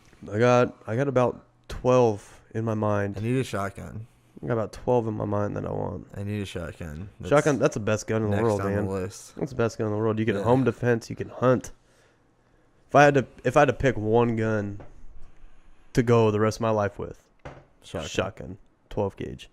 You can hunt. Oh yeah, you can hunt. Yeah. Well, because then you could buy some slugs, and you can. Oh shit! Well, even they if make every type of bullet for a shotgun. Yeah, you could get covered. some slugs to kill some big elk. You can. It'd be hard to get close to those elk. You got to stalk them pretty tight. But shotgun though, that'd be it. Home defense, everything. Yeah, that gun would work. Yeah, I need to get one. If I had to pick one, I'd rather take a rifle out to go deer hunt. But yeah. Yeah, if you're ever in the market, man, you want to start looking around, ask me. I got some ideas.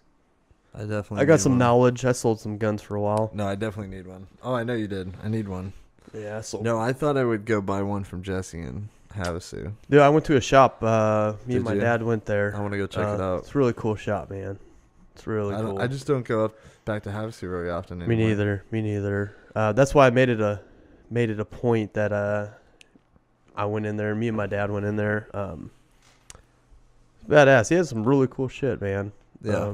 Some stuff I saw the pictures online. Yeah, it was all stuff that I actually really wanted. Like normally I go into gun stores and I look at half the stuff. It's like, nah, I care less to own that. Yeah.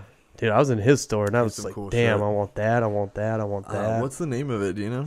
Our Site 6 Armory. Yeah. Site 6 Armory in Lake Havasu.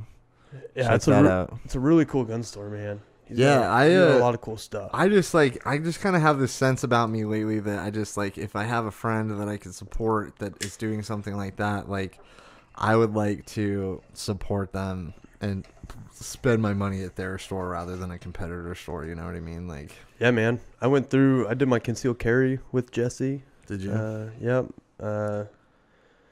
I haven't bought a gun from him yet, just because I haven't bought a gun in a long time. So when I do buy a gun, I'll probably go through there. That's dope. He's got this little thing where it's like a Glock converter. You take a Glock pistol and you can convert it. You saw it, the rifle thing? Yeah, you can convert it into a rifle. I was like, that's badass, man. Oh my god! I don't know what it's called, but it's pretty cool. But I saw that and I was like, yup, I need that. Eventually I'll get there. Dude, it was probably one of the coolest things I've seen. Didn't he post a video of it? He might have. I think I've seen it on one of the things he posted, but it's pretty cool. Pretty cool gun, man. That's a 22 converter. Yeah, it's just like, it's not even a gun. It's literally just like a giant holster for a pistol that turns it into a rifle. It's pretty badass, man. I saw that. It was fucking crazy looking. It was, yeah, I get really psyched about guns. Like, I nerd out on them for sure. I really love reading up on them and Reading about the different types. My biggest issue is, like, I don't think I've ever shot a Glock before. Like, I've shot a lot of different brands of guns. I don't think I've ever shot a Glock. What I always tell people who don't like Glocks or never touch Glocks, it's just 94% of all law enforcement use a Glock. So it's got to be decently good weapon. It's got to be decent. If 90-something%. Didn't the military just switch to Sig Sawyers? The Sours? Yeah. When I was in, it was all the Berettas, man. I never touched a pistol in the military, though. I had a M4, and then we had the Sasses and the XM2010s. We had a lot of sniper rifles with us, too. The Beretta got replaced by the Sig Sauer. Is it Sauer? Sauer, How yeah. do you fucking say that? Yeah, the U.S. Army on Thursday awarded Sig Sig a contract worth $580 million to make the next service pistol based on the company's P320 handgun. So got rid of that Beretta. That's cool. Yeah, so they beat out Glock and Beretta for the new contract. Yeah, because I always saw the Berettas like in the armory and whatnot. I never shot one in the military. I'd really like to have a Beretta. Yeah. Well, you probably find them cheap now. Dude. Now that Sig's taking over, you probably find one of them cheap. I always just thought Berettas were like those sleek looking guns that I was like, that looks like something a fucking gangster would have. Like, you know what I mean? Like, like a Beretta was one of those, like, to me, like a German movie gun. Like, it does look kind of foreign with that barrel up top. Yeah, it was like barrel, like James coming down the top. James Bond would be carrying one of these bad boys around trying to kill people. It does look like some kind of foreign gun. Like, that gun's sexy, dude. That Beretta right there. Beretta 92A1. Yeah, we the 92. Oh yeah, the model 92. I never got to touch a Beretta, man. While I was in the military, they always just said, "Would you rather carry a pistol or more ammunition for your M4?" And I carry ammunition for my M4 because I never got close enough. You're like, the pistol because I look badass. You never got close enough to shoot anyone with the pistol. No, that was more for like the guys in vehicles. What was I've never actually asked you a whole lot about like your army time. What was your job? What did you do when you deployed? I was recon, eyes and ears of the battlefield, basically. Yeah. It was a scout. We'd go out before. I was in a scout sniper platoon. We'd go out before everyone. Basically, we had infantry and tankers with us in the same company or in the same unit, and so they would send us out to kind of just check up, make sure everything's good, and then send in the big fighting force, you know. So we'd go out on our own, make sure everything's safe, send up everyone. It was a pretty cool job, you know. You didn't have to deal with the vehicles. You got to walk a lot. Yeah. It was fun. You got to see a lot of the sniper rifles and shit and walk up mountains, do a lot of recon on villages. You know, that's kind of that's kind of what we were. Yeah, it's pretty cool. We got radios too. You know, and the average ears wouldn't think the radio is a big deal, but then the radios could drop in a stupid amount of bombs to level, 500 square miles. So the radio was a really cool asset and weapon to have with us. You know, it was a fun job. If I could do it again, I think I would have become a diesel mechanic or something. A diesel mechanic? Yeah. Because, transitioning to the civilian world. Yeah. There ain't no one looking for, my job. Yeah. No one's looking for someone who can do recon. Yeah. There's not a whole lot of it here. Weird, huh? So maybe if I could work on an aircraft mechanic, that's probably what I would have picked if that was available. Something like that, that would have been cool. But yeah, I did my fun stuff for a while. I enjoyed it. It wasn't too crazy. To the fact of like the veteran PTSD thing going on, it wasn't, for me at least, it wasn't like that. Yeah. Pretty good. Nothing crazy, but yeah, I enjoyed every bit of it, man. I got my school paid for out of it. still going to school now. Yeah, but that's for life, right? And I tell you, don't your benefits extend to your children? oh yeah, I got my benefits. I got free healthcare, man. It's huge. Huge. Free healthcare, and it changed me a whole lot as a person. If anyone knew me in high school, and then didn't know me now, like I'm 100% different than I was in high school. Completely different. Yeah. The military changed me, changed what I liked, changed my attitude. So yeah, if the last time you saw me was in high school and tried to talk to me, it's a lot different. Yeah. I'm nowhere near the same person. I can't say I saw you in high school. No, we were like, what was it, the word? We were like we were acquaintances. Yeah, I'd say that. When I did see you, we were good, friends and whatnot. We were nice to each other, but like we never called each other to hang out, kind of thing. No, we weren't like. Now I would say you were one of my good friends. Yep. Outside of me too. It's weird too, because how life works. Like like you and Alec and dude, I hated Tanner Thorpe. I hated his ass in high school. Did you? Yeah. Kicked me out of one of his parties or something one time. I hated him. No way. I hated him. And now he's like one of my best friends. Yeah, me and Tanner used to like eat lunch together in high school. Yeah, he's like someone I hated. And then it's like now it's weird because he's like one of my best friends that I call. That's interesting. And so it's weird how life works out of high school. It is interesting like and that. then now that I look back at high school was such a big thing, and now I look back and there's some stupid little step in life. It was not important. Man, high school for me ended so quickly that I feel like I don't know. I feel like I kind of got thrust into the adult world a little earlier than most kids. Like I didn't have a senior year. I didn't even finish my junior year. You didn't miss nothing. Senior year was the same shit. No, I know, but I just feel like I kind of realized like I feel like I definitely remember sitting there when I was 17, and I kind of got like a little bit depressed after like dropping out of high school with not like seeing my friends all the time and like partying as much and fucking like having fun. Yeah. And I remember being like, damn, like I really won't see a lot of these people again. Yeah. You know what I mean? Like I kind of had that realization like before all my friends did, before they finished school. Yeah. And it was weird because I started kind of like valuing my my lifelong friendships a little bit earlier. Yeah.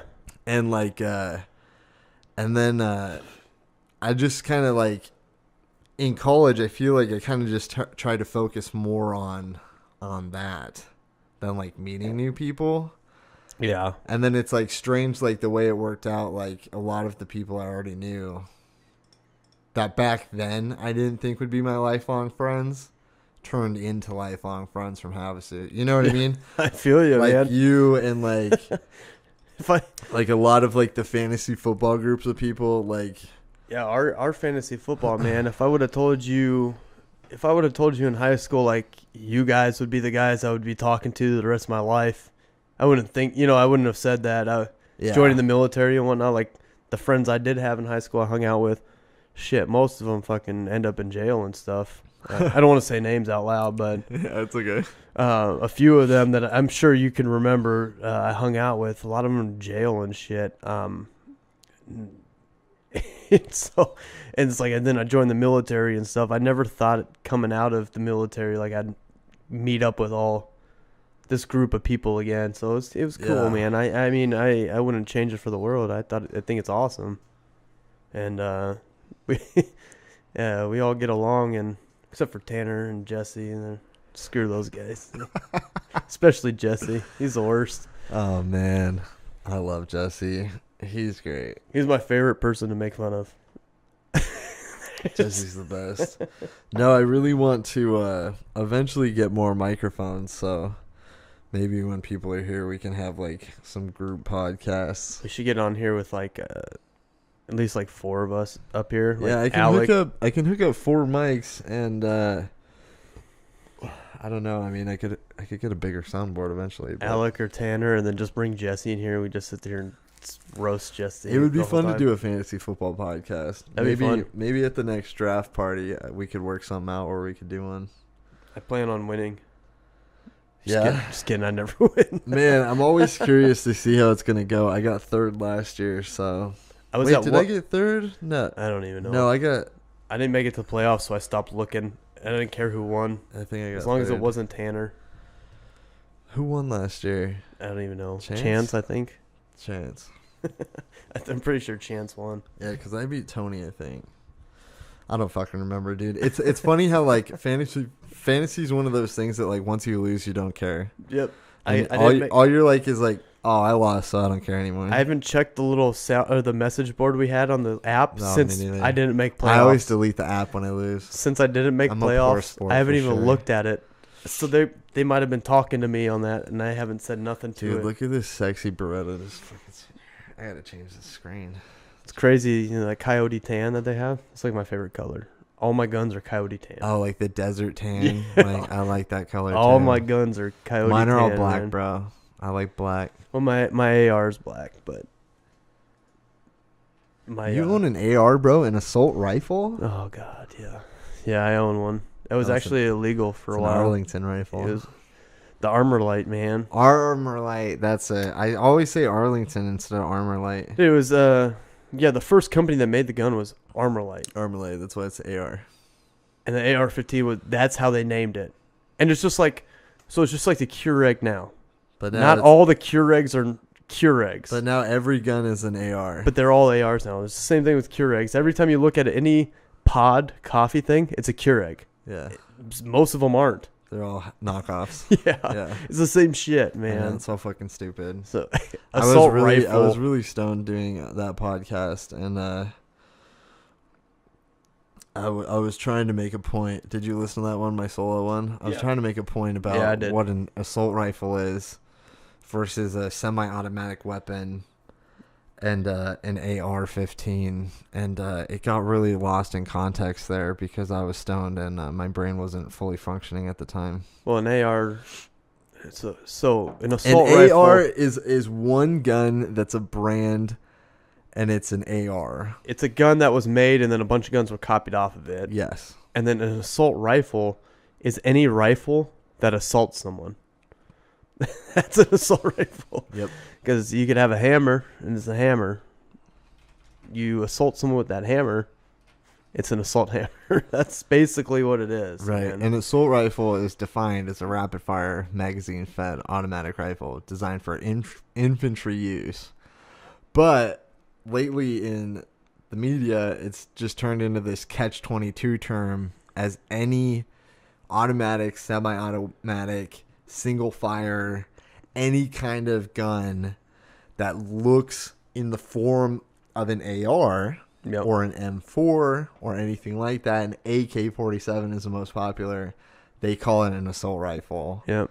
And it's just this catch-22 term that the media likes to throw around to stigmatize guns. It makes it sound worse. But really, they're all types of guns. They're semi-automatic, single-fire, fully auto, fucking 3-round burst guns. There's some fully autos out there, man. There's different magazine types. There's 10-round magazines. That's why I like living in Arizona, man. There's 500-round drums. There's a 200-round drum that I got. So people don't understand that, like, my biggest issue when we talk about banning assault rifles or banning these types of guns, semi-automatics, is like you don't understand. People who don't understand guns don't understand that I could buy a fully automatic shotgun with a drum that holds 80 rounds easily, and I could fill that with the highest shotgun gauge, the highest burst. I could put pellets in there. You stick fucking nickels. Ball bearings. You could stick nickels in there. Whatever you want. You stick a stack of nickels in. I could walk into a crowd and shoot off 80 rounds of a shotgun as fast as you could shoot an assault rifle, a semi-automatic weapon. If there's a will, there's a way. Like, people don't understand. There's fully automatic pistols that shoot 50 rounds a second and shit like that. Glock 17, I think it's called. Glock 17, I'm pretty sure. It's fully auto, man. It's crazy. But yeah, dude, if there's a will, there's a way, man. If you really want to hurt people, there's a way. You could go to Home Depot and buy enough shit at Home Depot to hurt 17 people out of school. If you really wanted to. Yeah, I think it's Glock 17, man. If you look up Glock, that's one of them. I mean, there's a shit ton of probably fully auto pistols, but I think the Glock 17's the one. Shit's gnarly. There's no accuracy with the thing at all. Capacity of 17 rounds in the standard magazine. Is that right? Yeah, because it's probably it's the what's the stack called? The staggered stacked on the column.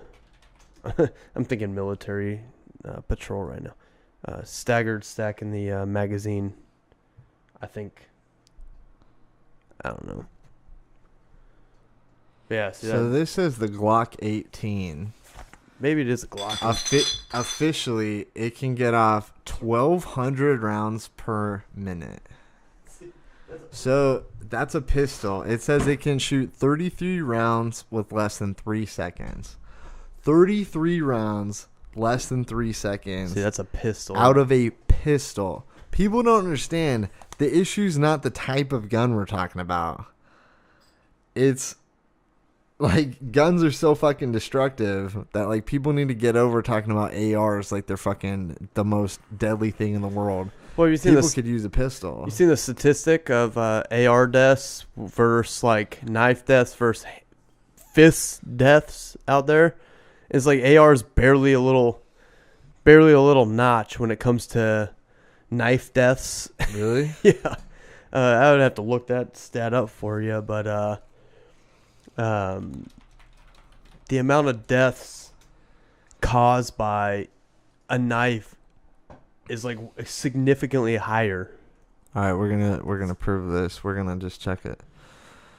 There were approximately 374 people shot and killed with rifles of any kind. There were 1,600 people killed with knives or cutting instruments. Look at that.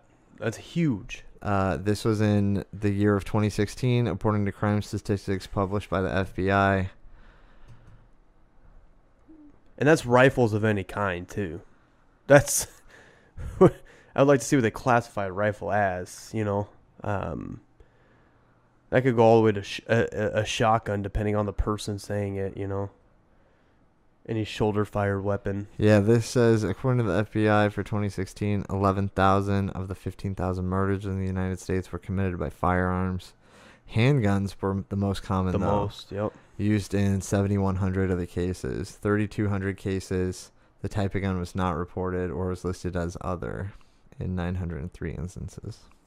Yep, handguns are huge. But no one's trying to ban that. No. But... I mean, these statistics are pretty widespread, but yes, that is the point I'm trying to make, is that assault rifles, ARs, semi-automatic rifles are not the issue. So how do you feel about like raising the minimum age to buy a gun to like 21? Honestly, or like these other things that they're calling for in Florida from these kids about gun issues.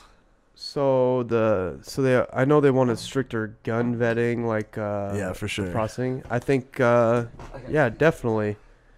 I think the stricter the vetting, you know, it should be as strict as possible. Yeah. I think they should go through everything you got going on in your life and figure it out. The age of 18 to 21, I won't fight that. I'll let that happen too. Because I know in Arizona it's 21 to buy a pistol and it's 18 to buy a rifle. Not sure the exact thing. I think it's a hunting rifle for 18, but I agree with that to an extent. I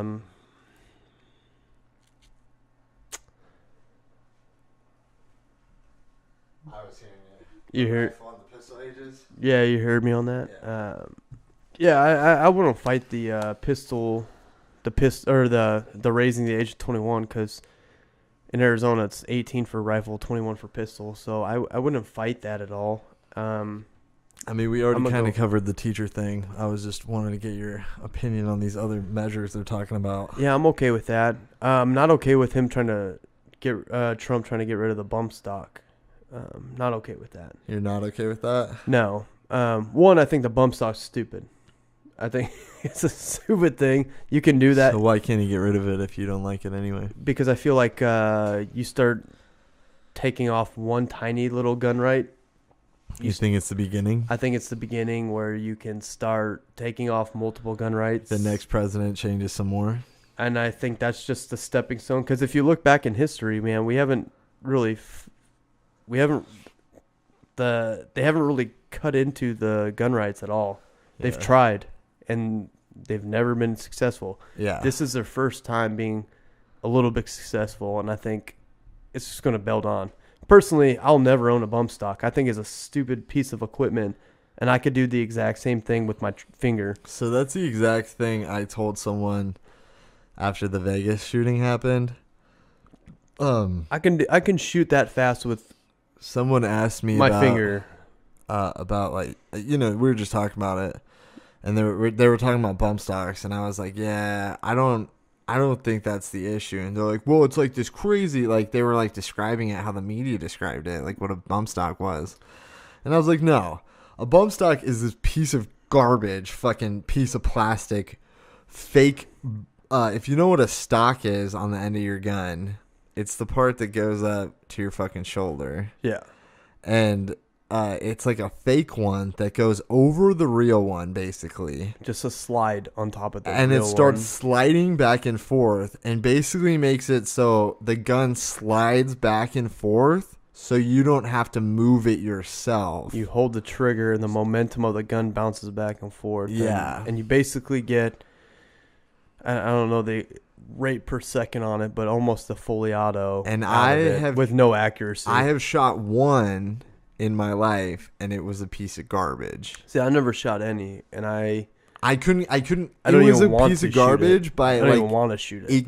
I couldn't get it to work. I couldn't put it up to my shoulder and get the fully auto to even work. It got jammed. It got all fucking fucked up on my shoulder. Like, the biggest issue, and I hate conspiracy theories that fucking talk about it's fake that people died and stuff. My biggest issue with the Vegas shooting, though, was that they said he killed all those people using a bump stock rifle. Well, and by himself, man. It's for sure possible. It's It's for sure possible that maybe that guy practiced enough and dialed in his own bump stock and fucking dialed in his rifle and could do it, right? It's totally We had multiple rifles. It's totally there. possible. But yeah. But I think it is very challenging to say that bump stock didn't have any kind of issue while he was firing. You could have done. Dude, I could have done the same thing with the semi-auto. I could have sent that many rounds the same speed he did. Oh, you for sure could have. Yeah, But that was my biggest issue with the whole thing. Yeah, they're making this a bump stock. Making this bump stock sound like it's some wild animal. It was only possible that we can't because contain. he used a bump stock, and I'm like, no, it was possible because the guy bought a fucking huge powered rifle and stood in a window and shot at people. Like, I could get a drum that I was just talking about and put it on an AR, and I could easily fire 500 rounds. You know what's sad? In a couple minutes. Those drums too, they jam like a stupid amount. Oh, they for sure jam. And you know what would be faster is like a guy more proficient with 10 magazines on 10 it. or 20 round magazines just lined up. It'd be more proficient and fast if you did that. If a guy was well equipped, he could fucking drop the mag, put a new one in, chamber around. He'd be solid. Those drums jam so quick and so bad. Like, I've talked to people who's like, yeah, I bought one time and I'll never get another one again. But that's like the argument I like making to people is that like there's other means other than like this basic shit that people want to blame. Like, well, then people want to say like, oh, we should just ban ARs. We should just ban ARs. And like, okay, so they'll just buy shotguns or pistols. Like, why does that? Well, it's just like I've heard stuff like why does an individual need an AR-15? I've heard that multiple times. And my best argument. Oh, you look at the Second Amendment, man. It tells you right then and there. We just read it. Bill of Rights. Second Amendment is if the government tries to take over and turn this place into a dictatorship, we have military capable weapons to fight back with. For sure. And that's like the main thing right there. We're able to keep up with the military. I would somewhat. argue. So that is my biggest argument for it, for having it an AR. Because I'm very small government, man. I hate the government. That's I want my a small biggest one. argument that people like to say, like, you shouldn't have one. And it's that I get it that other countries don't have them and they don't need them. But I also get that the United States is unique in that no other country is going to try to get invaded like we will. Yeah. Like a military state in the United States, as sad as it is to say, is the most dangerous thing that could happen to the entire planet. If you looked up like the amount of guns per people, like and then you look at why we haven't been invaded, it's not because of our military. No, it's because not. it's the amount of guns per house. Arizona itself could defend the country. Anyone rolling down this road, you have a perfect vantage point from your room we're in right now of the road. I think if Arizona and Texas like super teamed up on that one, I think we'd be solid. It's people worry about fighting, what Kim Jong Un or whatever his name is now, Jong whatever. Yeah, Kim Jong Un. We would crush that little nation. Oh yeah, no, for just sure. the amount of civilians with guns we have here. No, for sure. No, but my point is, like, other countries say, like, their citizens don't need ARs. They're not worried about their government takeover. But those countries don't need to be worried about it. Like, do you know what I'm saying? Like, our country is so... Well, we're the world police. We're so on the world's fringe. We dipped our tip that, like, into we so have much. We have to be in some way protected from that global fringe, that it doesn't, like, could you imagine if what happened in Nazi Germany happened in the United States? Like, do you understand? It wouldn't have been stopped by a force of armies. That's what I'm saying. We would have been able to take over a lot more. The amount of influence that we have, yes, if put into the wrong hands, could go so wrong, so fast that, like, the citizens have to be able to do something about it. Well, we're a superpower that, we dipped our dicks into everything. Yeah. And so we're a part of everything. So you look at us. Everyone brings up that Australia thing. Australia has no guns. Okay, and so whatnot. let's say Australia turns into a military state and their government take over and they put tanks on the streets of every city. They take over Australia in easily. Australia. Easily. So what happens to the world at that point? Well, and even if anyone else tried to invade Australia, it'd be easy enough. I've been with their army. I'm telling you, Australia. But what I'm saying is nothing happens at that point. Australia wouldn't take over anyone else. Yeah. Run on Australia's currency. Yes, we're a superpower, man. If you look at it, we're a superpower. Oh, we're for sure a superpower. In Australia, like if someone wanted to invade Australia, it's easy, said, done. You know, if you're big enough, Russia or whatever, easily.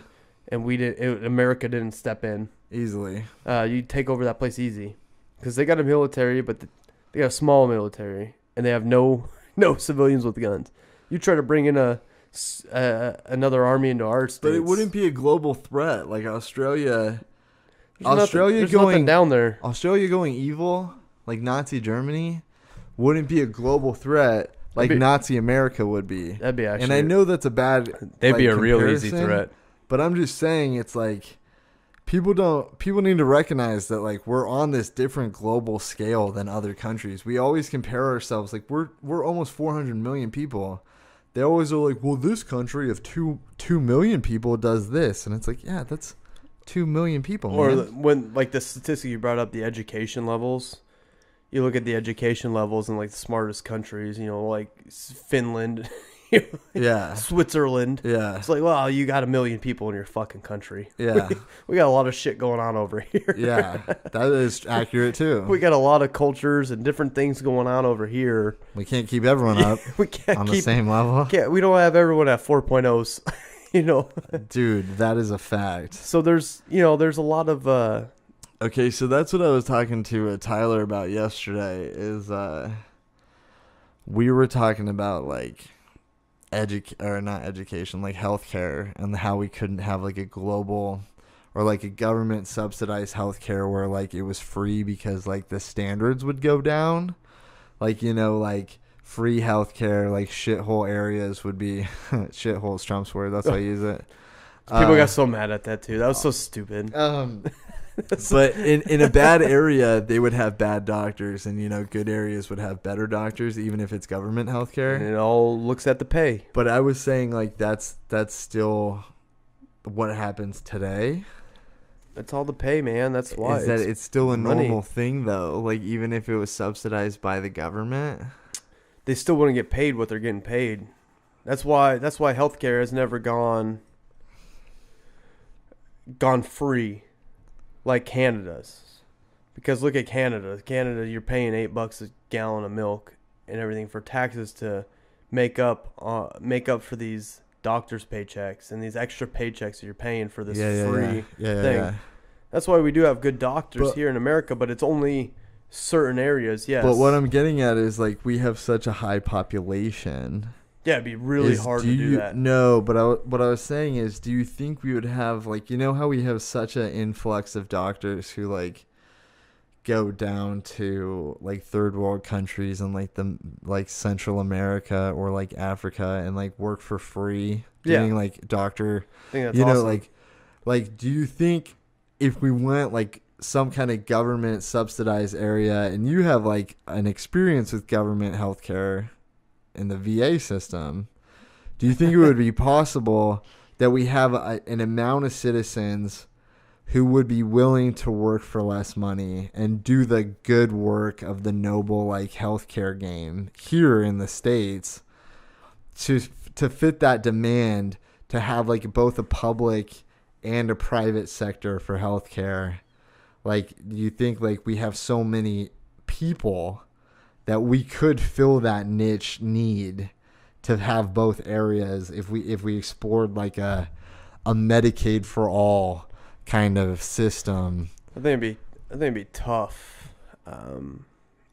You'd send those doctors down there, or you'd put those jobs out there for doctors to go on less money to go down to the low income areas.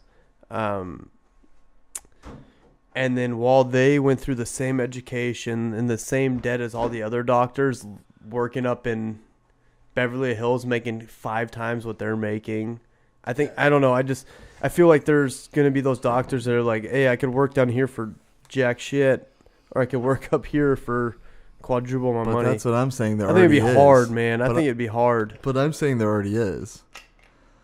Like there already are those doctors. Well, yes, there's definitely good people who are fine doing that. Yeah. And there could be also shitty doctors who couldn't make it to the higher paying scale.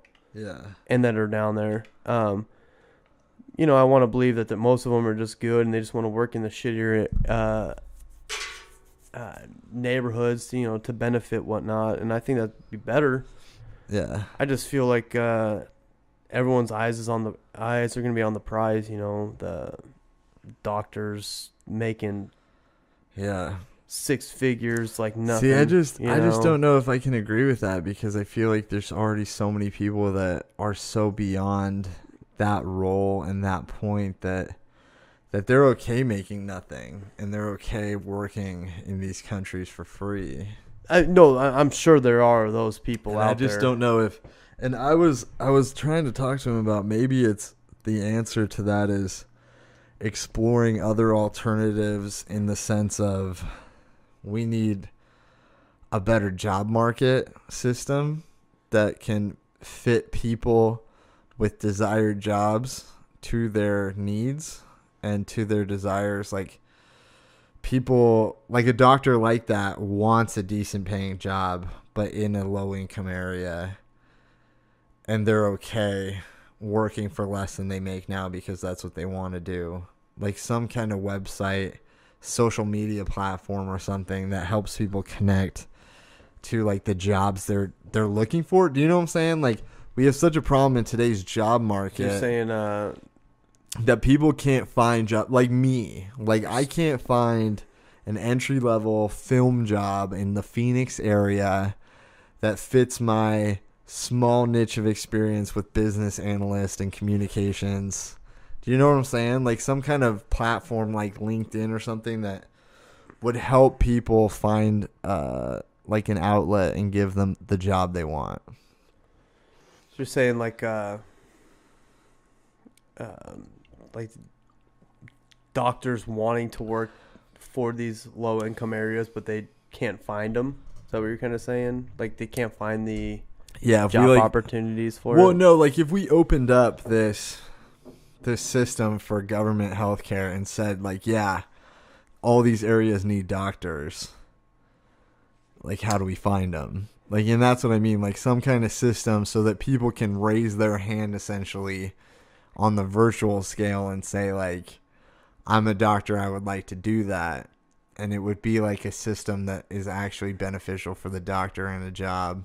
I don't know, man. I feel, I don't know, what I think might be controversial on it, but I think the doctors come from rich families for the most part. Yeah. Like a majority of them. I'm sure there's the exceptions, that struggled and made it through from low income, but I feel like most of them have grown up with money and spent a lot of their parents' money to become doctors. I don't know. It sounds weird, but I feel like all of them are niched around money. I feel like if you're a doctor, you've been sucked around money your whole life. So what if? So do you think I don't know. Maybe that's a problem with the education system as a whole? A hole in a. You think just doctors come from money? So like they're driven by money. Like I think a lot of them do. I do. They go into the field for money. I think a lot of them go in the field. At least from my experience of meeting certain doctors who I've dealt with. Yeah. I think a lot of them came from money and they're going for money. At least that's what I've dealt with, man. Yeah. The only ones I haven't dealt like that were the VA doctors. Do you think that's an issue for? And that's the my healthcare healthcare system as a whole? The only ones I met with that were at least I've like physically seen that weren't all about the money were my VA doctors, and that's some of the shittiest healthcare I've gotten in my life. It's almost like what I'm saying. What I'm saying is I think there's enough people out there who treat medicine as like a noble act. Like they're good people, so they treat it as a noble act. And you're saying you think the majority of people treat it as it's a rich to achieve the American dream and not serve medicine to people, but to get fat paychecks. I think there are some people, like you were saying, that want to help people. I really think there's a lot of people that want to help people, but I think the majority, yes, definitely are looking at a paycheck more than helping people. Yeah. Because you look at any healthcare system now, what I'm dealing with the VA, the first thing they want to do is just like, oh, here, let me write you a script, get you out of here. That's the first thing they want to do. So sure. Here's a fucking script. You go into a doctor's office with shoulder pain. The first thing they want to do, here's some surgery, to profit their hospital. And that's all they don't want to look at any other alternatives of nothing else. Like, they don't want to help no one. At least from what I've seen, man, I don't know. I definitely think there are the great people out there that want to help and just want to help, and they're not out there looking for the profit. Just most of the doctors I've ever dealt with, man, I feel like they're there for the money. Yeah, that's what I personally dealt with. I mean, it could be different. Yeah, that's what I've gone through. That's just so unfortunate. And I definitely feel like there's good people out there that want to travel to third world countries and want to deal with whatever's got to be done, for their medical stuff. But from what I've seen, it's just everything I look at is money driven. That's basically how I look at everything. I agree. I'm money kind driven, of the same man. way. Like I'm always the one telling people, like, like I was telling my buddy yesterday, like, I don't think corporate America would allow us to have a country run on electric vehicles. Like, I don't think the oil companies and corporate America won't allow us to push forward technology in the next 50 years. I think Tesla's fighting to get rid of petroleum. Yep. I think Tesla's the only one fighting that, really. I think he is, but like, what happens when, Tesla dies? Well, I was about to say, imagine you see just Tesla. Like Tesla was Elon Musk. Elon Musk was randomly assassinated. If you see something like that, it's like, well, oil money. Yeah, straight up, dude. There's oil money right there. Like, I was talking to my buddy about the petrodollar yesterday. You know what the petrodollar is? I don't. Like, it's like the, we got off the gold standard, so long ago. Like, the dollar isn't backed by gold anymore. We're backed by oil.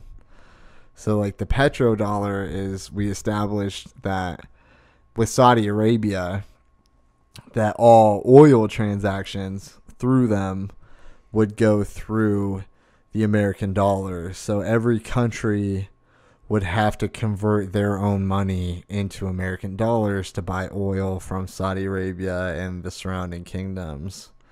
So China, when they buy oil from Saudi Arabia, they convert it into American money and then buy the oil.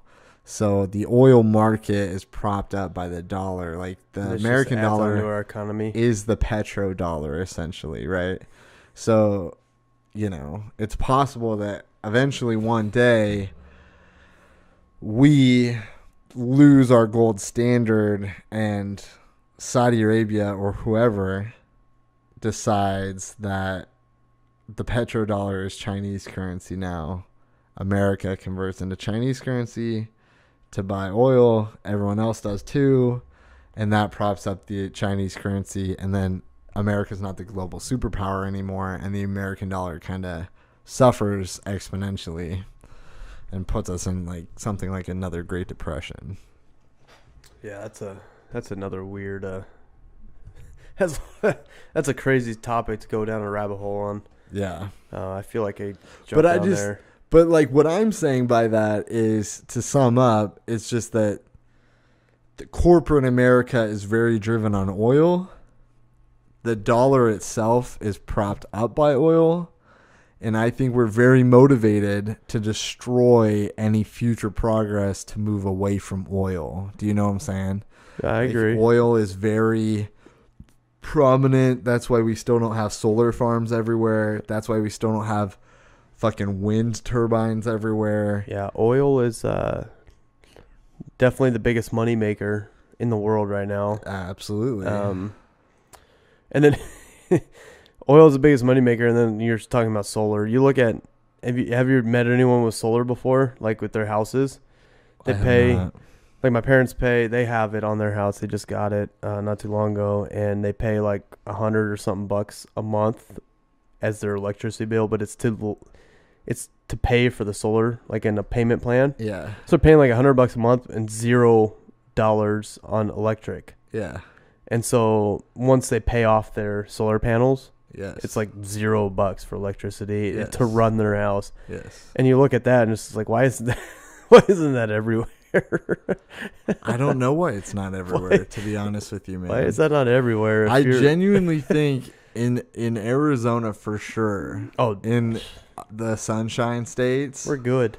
Why is it not required? I think so. I have some radical ideas about what modern society could look like. Like, have you ever looked at like what like Japan does in like restaurants or like with technology and like just basic shit like that? No, like menus are electronic. They're touchscreens. I'm not a fan of that. Like, your table has a menu built in. Your table has a glass top with LEDs underneath. Your menu comes up on the table. You select what you want. You pay all electronically. It's just on your table. So you go, oh, I want this. I want this. I want this. It comes. Like, you know what I'm saying? Yeah. Like, some countries are so far advanced in technology that we could get there too. You know, kind of scares me though. But for some reason we don't. And I think with regulations like solar panels on every house and shit like that, Like, why can't we move away from some of these archaic systems like paying for electricity? You know, like, why can't we move into funding cooler, better shit for the future? I definitely think there's more out there than paying for electricity. There's, have you seen those things that they put up in the air? They're held by like balloons or some shit, and they're basically giant fans that you bring up to the jet streams. Yeah, I've seen that. Long ass cable that comes down, and just a jet stream pushing through this fan powers a stupid amount. That and dude, there's solar. so much stuff. Like, there's so much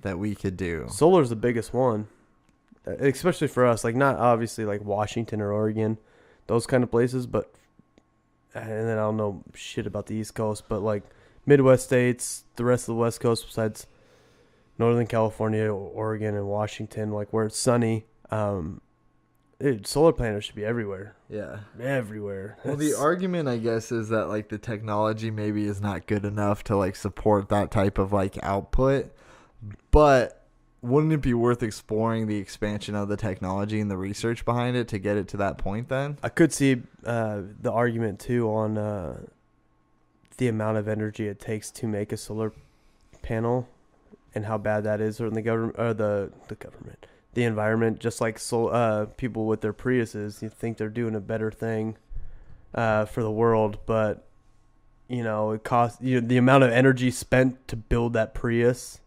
is just as bad as any gas car out there. So yeah, it might be that same argument. I don't know. I haven't looked this up, but yeah, I think both of us are too uneducated to know for sure. But on paper, solar panels. We can for sure speculate on it. On paper, solar panels sound great though. Yeah. Well, I mean, I'm from Arizona, and I'm looking outside right now, and there's one house that I can see that has solar panels, and it is sunny as fuck outside. I would say not a cloud in the sky either. Not a cloud in the sky. Some smog for sure. And this is like our winter time too, so. Oh yeah. So there's not a cloud in the sky. No, not at all. Dude, fuck. Been sitting here drinking beers with you. Fucking gotta pee again, motherfuck. Yeah, I don't know how long have we been on here. We kind of just went from everything from... We're at about 2.5 hours so far. Dang, we went from government to shooting to government to zombie apocalypse to... I don't even remember everything else. I know. Kind of just rambled. I know. I think we've been doing good, man. Yeah, I hope you come back and do another one, man. Yeah, I'm down. Next time we'll have some shit writ out. So, like, we wrote out. So we have some topics to hit and stay on the same schedule. Yeah, even if it's just like this, I'm fine with it, man. Yeah, I'm fine with it too. I'm cool with it. I'm fine with it too. I think it was fun. I just like talking. I'm glad you came in. Yeah, man. We'll definitely have to do it some more. Hopefully, maybe we won't live so far away from each other forever. Man, unless you move up towards me, it's gonna probably be that. Sounds way. like you're gonna be up there for a while. I don't plan on moving. I think we're hoping to move over to like the Tempe area. So about the same for me, yeah. Which isn't a problem, man. Now that I found out about Uber, it's not a problem. Yeah, it's not a problem. Yeah, Uber's a game changer. If you're out there, please don't drink and drive. Just Uber. Uber's legit. Just Uber. Yeah, I like it up there though. Up north where we're at, up by Anthem. Out past that way. I do like the Anthem area. My only issue, man, is like I don't have a lot of job opportunity anywhere other than downtown and Tempe, Scottsdale area. You'd have to drive definitely, but so would I, depending on what department I get on and whatnot. But yeah, I'm okay making that drive. I'll sacrifice that. Yeah, that's true. I've like given that up just because it's quiet out where I live. Like quiet, no freeways, no nothing. The stars are bright as shit out there. It's nice. Crypto's behind you. Oh, hey, what's up, buddy? Dude, I will say I do miss the bright night sky in Flagstaff. Yeah. If people out there don't understand, if you're not from Arizona, Flagstaff, Arizona is an international dark sky city. If you don't understand what that means, is there's some kind of law that prevents you from having lights a certain height above the ground. and also that they have to be a certain like filament like color, like so that they're kind of like this orangish tint, like above a certain height, and so that there's an observatory. The observatory like discovered Pluto, and so the whole town, like hundreds of years ago, like 100 years ago, it decided it was an international dark sky city. So it's dark at night so they could observe the stars. So Flagstaff is like one of the most beautiful places you can look at the night sky. And living there for 7 years and then not living there, I definitely miss looking up and looking at all the fucking stars. Yeah, I'm very bummed out looking up now, but it's a little brighter out where I'm at, so it's nice to look up. Yeah, up there. I know I have this dope camera now that does long exposures and shit, and I want to take it up to Flagstaff and do some of that stuff. Flagstaff would be cool, man. I miss that place. I know we're gonna have to road trip up there together for the draft again this year. Dude, I'm down. I mean, hopefully it doesn't get fucked up again this draft. Oh, yeah. Way to go, Tanner.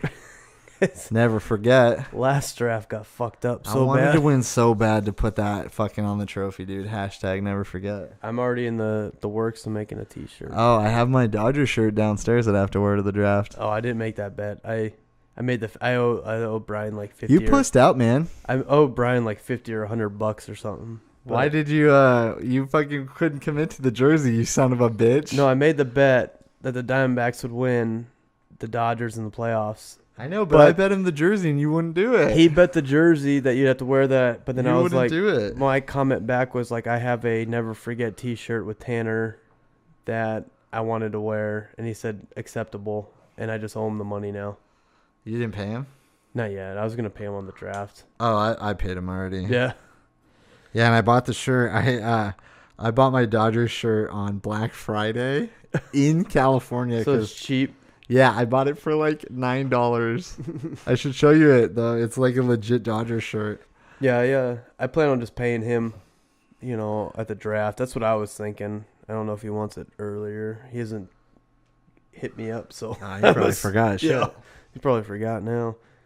I think he asked me for the money, so maybe he forgot. He bet you. Maybe forgot. He was just so jazzed he beat me in my fucking bet. I plan on getting it's going to be a white t-shirt, and it's going to say never forget, hashtag never forget on the back, and on the front's going to be that mirrored picture I have of Hitler smiling and Tanner smiling with the trophy. That's so awesome. And on the front.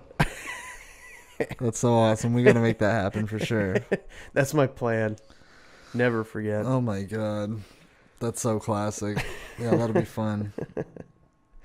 Yeah, see if I could get out of last place. It's where I've been the last 2 years, 3 years. You didn't get last year. No, I'm like just over last place. Yeah. I haven't had to drink out of Not the baby toilet. Yeah, we have a little golden toilet trophy last place has to take a shot out of. I've been the guy above that every year. God. I've never got I haven't got last either, thank God. I've been the guy above it every year. Oh, man. I think this is a good spot to wrap it up, Dan. Yep. What do you think? All right. Too. If you made it this far, thanks for listening. Really appreciate the support. I knocked out a 6-pack during this. Oh, yeah. I think I'm 4 beers in. I had to pee like 5 times, so welcome to my life. Hit me up on Twitter at MiAZ Podcast. Follow my other fiction podcast. It's Millennial and Marine.